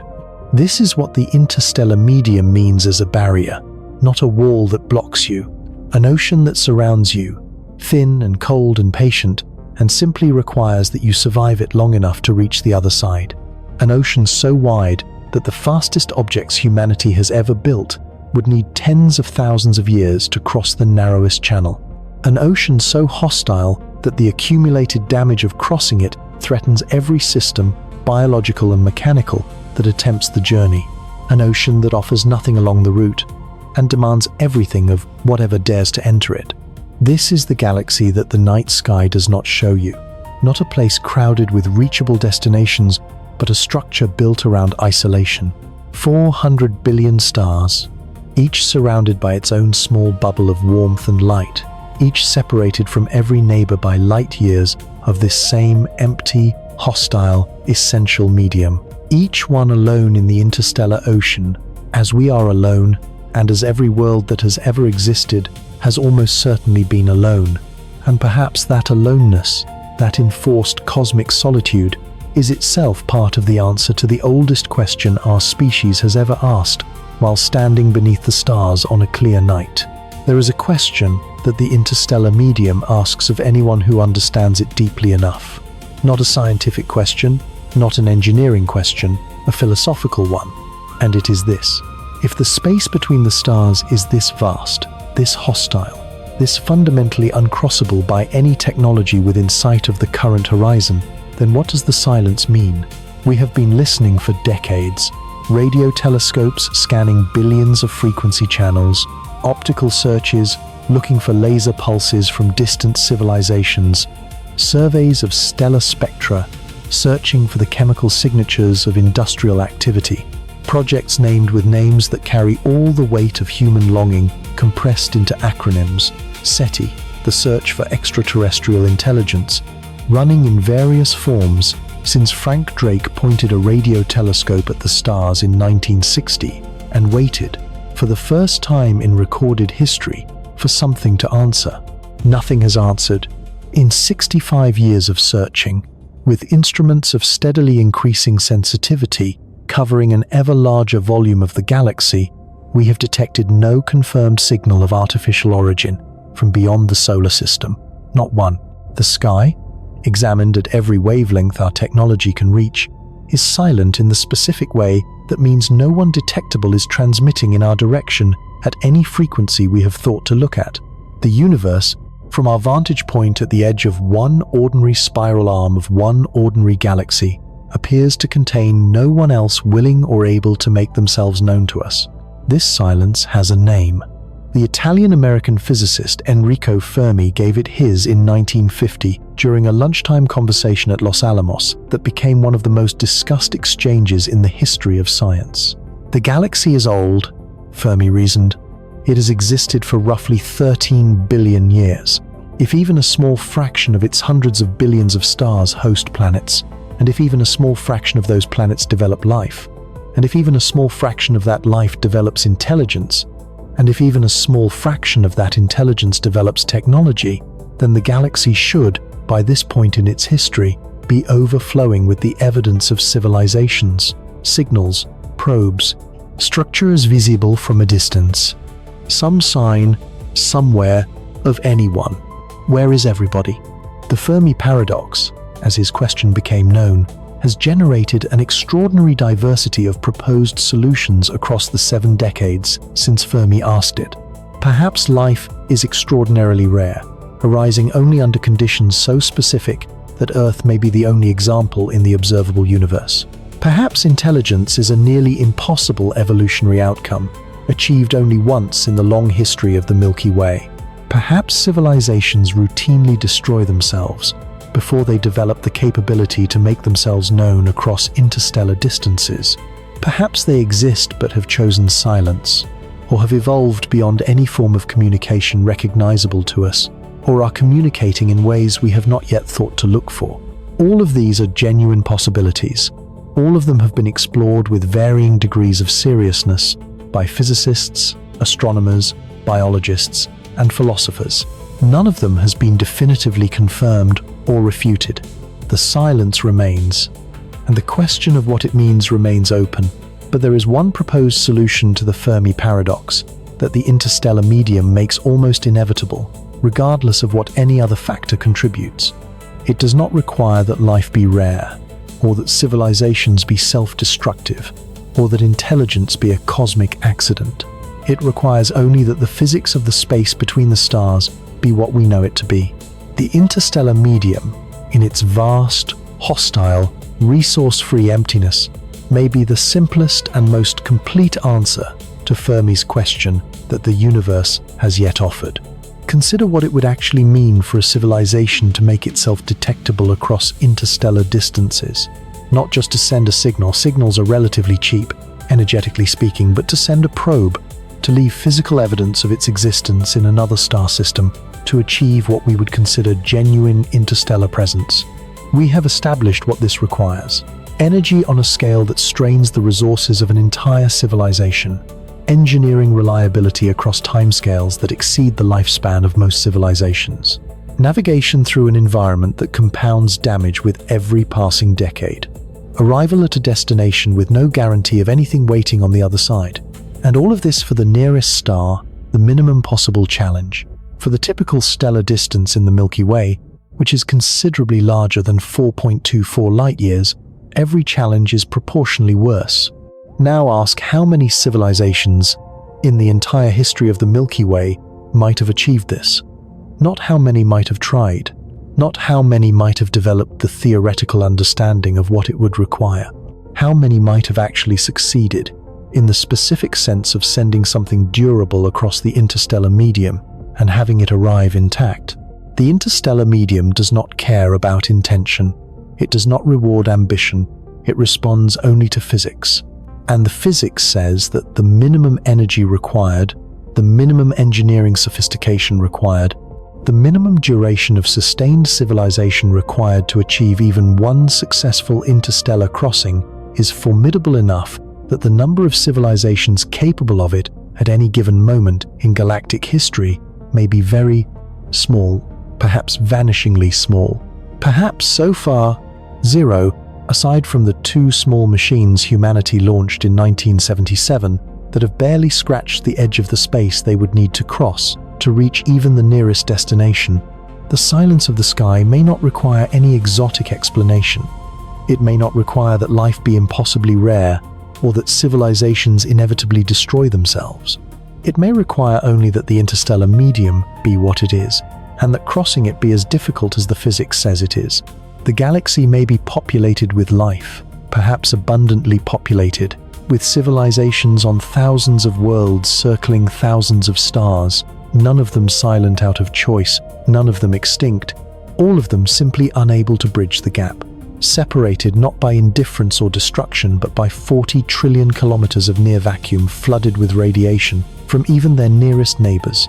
The interstellar medium is the answer to Fermi's question, not the great filter, not the dark forest, simply the ocean, simply the distance, simply the physics of what lies between the stars, applied uniformly to every civilization in the galaxy, without exception or appeal. This possibility does not resolve the Fermi paradox definitively. The silence could still mean that we are alone, or nearly so. It could mean that others exist, but communicate in ways we cannot detect. It could mean a dozen other things. But it means, at minimum, that the interstellar medium provides a physically complete and internally consistent explanation for the cosmic silence that requires no additional assumptions about the rarity of life or the inevitability of civilizational collapse. The medium alone is sufficient. The distance alone is sufficient. The barrier is real enough to impose silence on an entire galaxy of voices that might otherwise fill the night with answers. And yet, the interstellar medium is not only a barrier, it is not only a hazard and a distance and a wall. It is something else as well.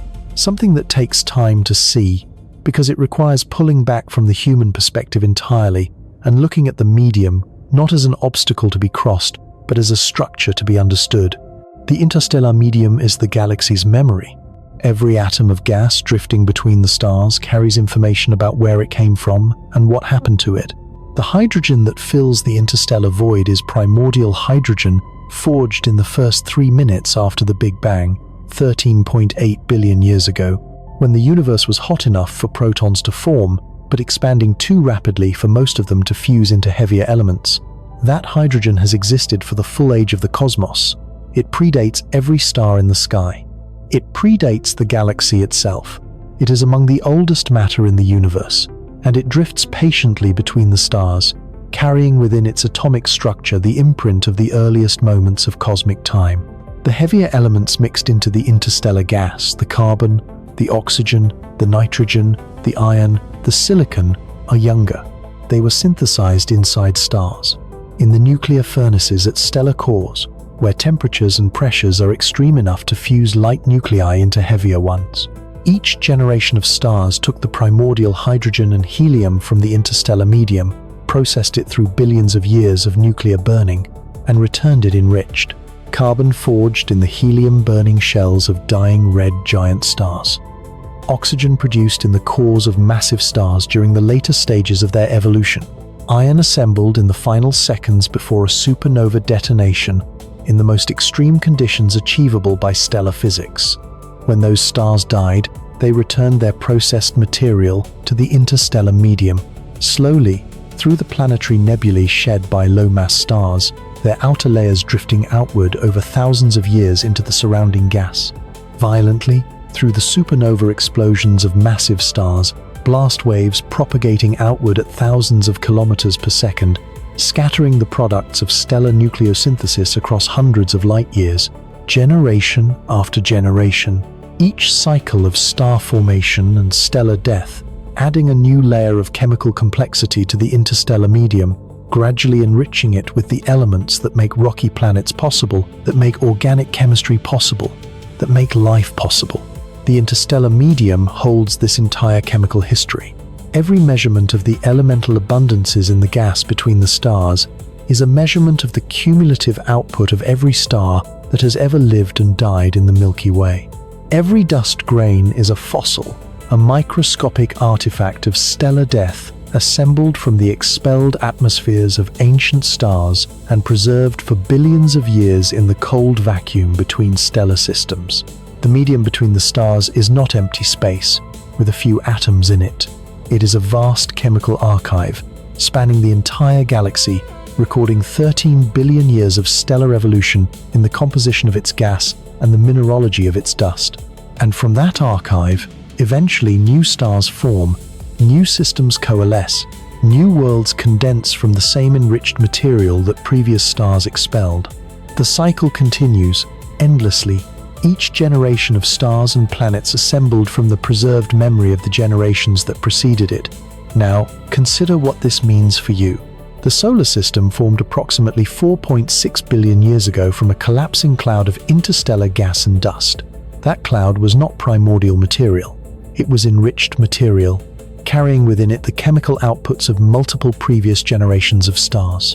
The hydrogen and helium in the cloud were ancient, perhaps 9 billion years old at the time of the solar system's formation, dating back to the earliest epochs of galactic star formation.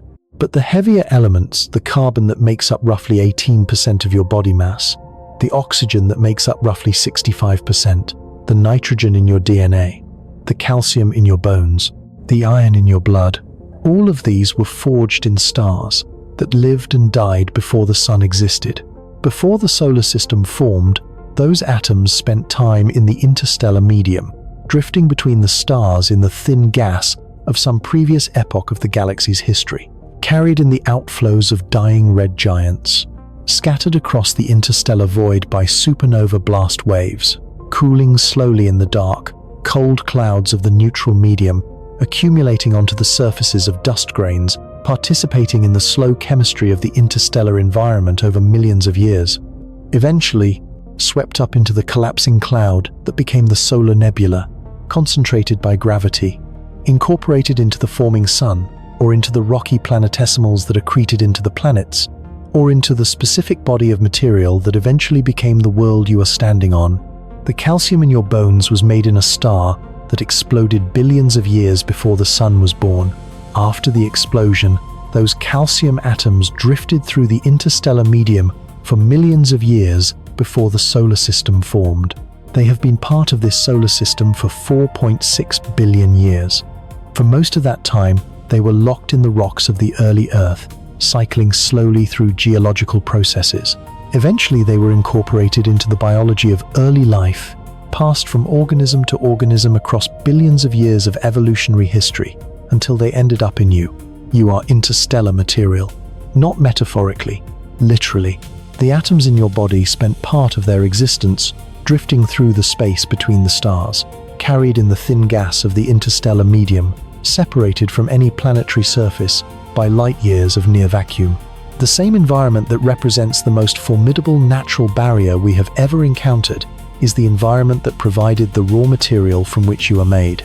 You are the interstellar medium, rearranged by 4.6 billion years of planetary, geological, and biological evolution into a configuration complex enough to contemplate where it came from.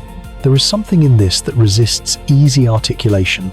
The barrier and the birthplace are the same thing. The vast, hostile, nearly uncrossable void between the stars is also the reservoir from which every star, every planet, and every living thing in the galaxy has emerged. The medium that isolates every world from every other world is also the medium that made every world possible. The distance that separates us from other stars is the same distance that our constituent atoms once traversed on their way to becoming us. The interstellar medium is not something outside us. It is something we came from. The two Voyager spacecraft, still transmitting as of 2025, are moving through this medium now. Voyager 1 is approximately 165 astronomical units from the Sun, traveling at 17 kilometers per second, surrounded by the thin plasma of the local interstellar medium. Its power supply is fading. Its instruments are being switched off one by one. In the late 2020s or early 2030s, the last instrument will go dark, and both spacecraft will fall silent. They will continue traveling, momentum carrying them forward through the interstellar medium at 17 kilometers per second, but they will no longer be able to tell us anything about the environment through which they move.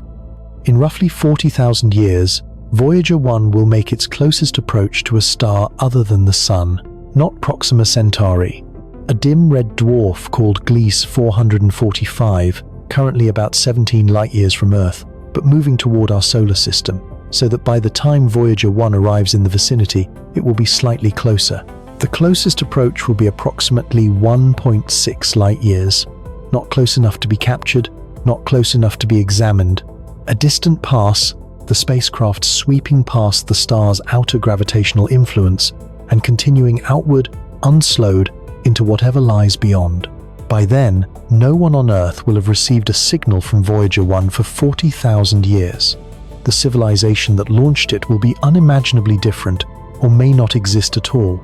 The golden record attached to its side, with its greetings in 55 languages, its sounds of wind and rain and surf and birds and whales and laughter and music, its images of humans and landscapes and mathematical diagrams and biological structures, will still be there, intact in the vacuum. Still, a physical object carrying the imprint of a civilization that once existed on a small blue world, circling an ordinary star on the edge of one of the spiral arms of a galaxy in the Virgo supercluster. No one is likely to find it. The interstellar medium is too vast and the spacecraft is too small, but it is out there, moving through the same medium that made the atoms of everyone who built it, moving through the same void that separates every star from every other star, moving slowly, very slowly, through the first few steps of a journey that would take tens of thousands of years to complete, into a darkness that extends for light years in every direction without interruption. We launched it. We tracked it for nearly half a century. We received its signals across distances that no human-built communication system had ever bridged before.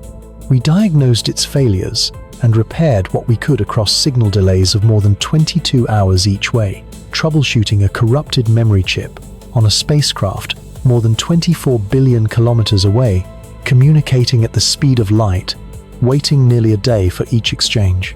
We restored its science instruments and continued collecting data from a machine that was already older than most existing institutions when it finally crossed the boundary into interstellar space. This is what we have done so far. 2 small machines at the outermost edge of the sun's protective bubble, barely past the threshold of the vast ocean they would need to cross to reach any other shore, sending data home on a signal carrying less power than the light from a refrigerator bulb, still, somehow, working.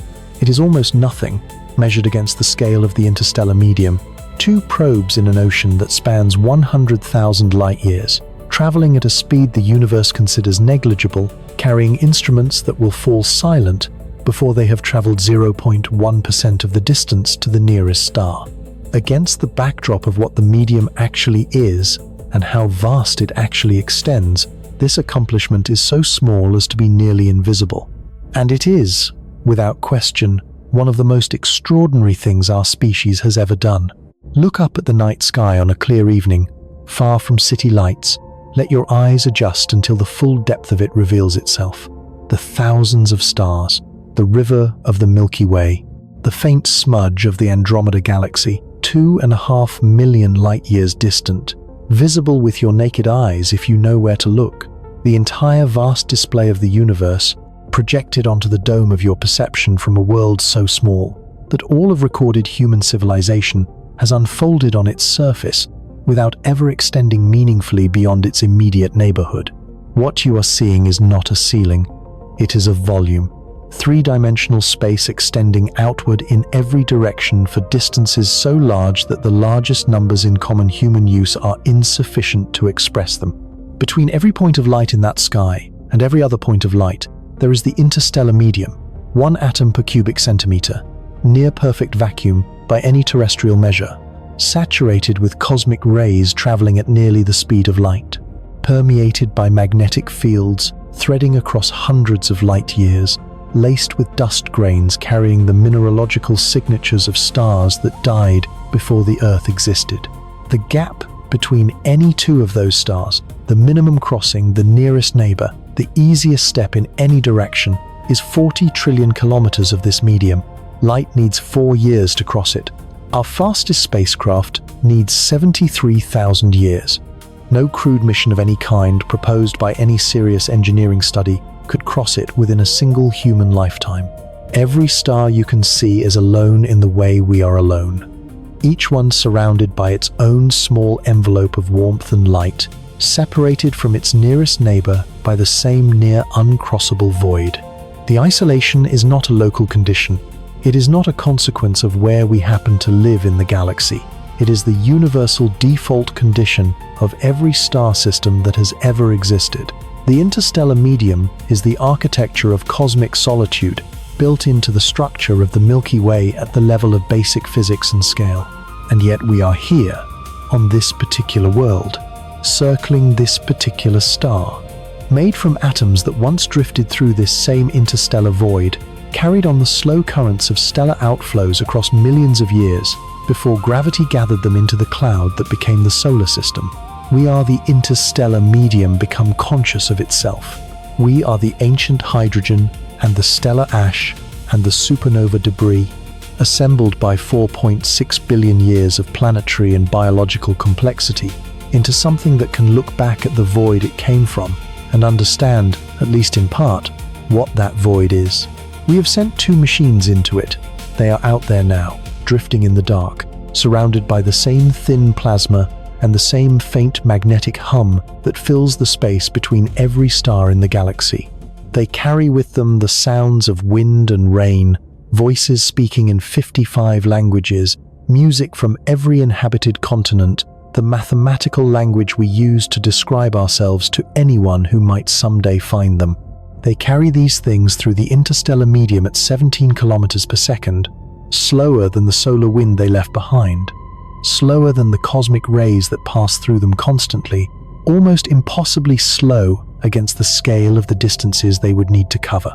They are barely moving by the universe's standards, and they are the farthest any physical object produced by our civilization has ever traveled from the world where we began.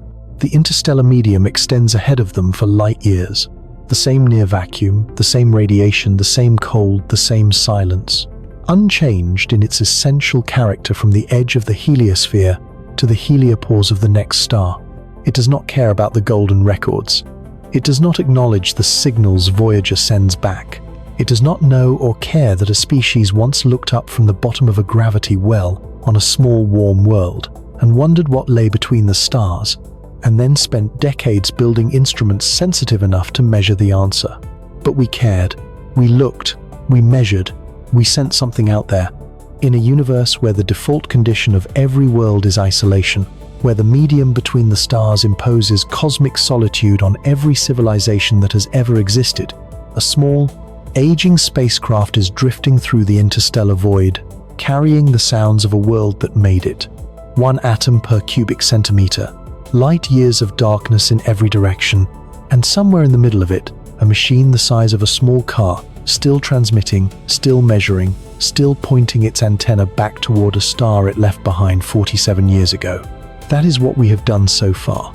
That thin signal, crossing 24 billion kilometers of interstellar medium at the speed of light, carrying 22 watts of power, less than a refrigerator light, is the longest thread our species has ever extended into the darkness between the stars. It is almost nothing. It is everything we have.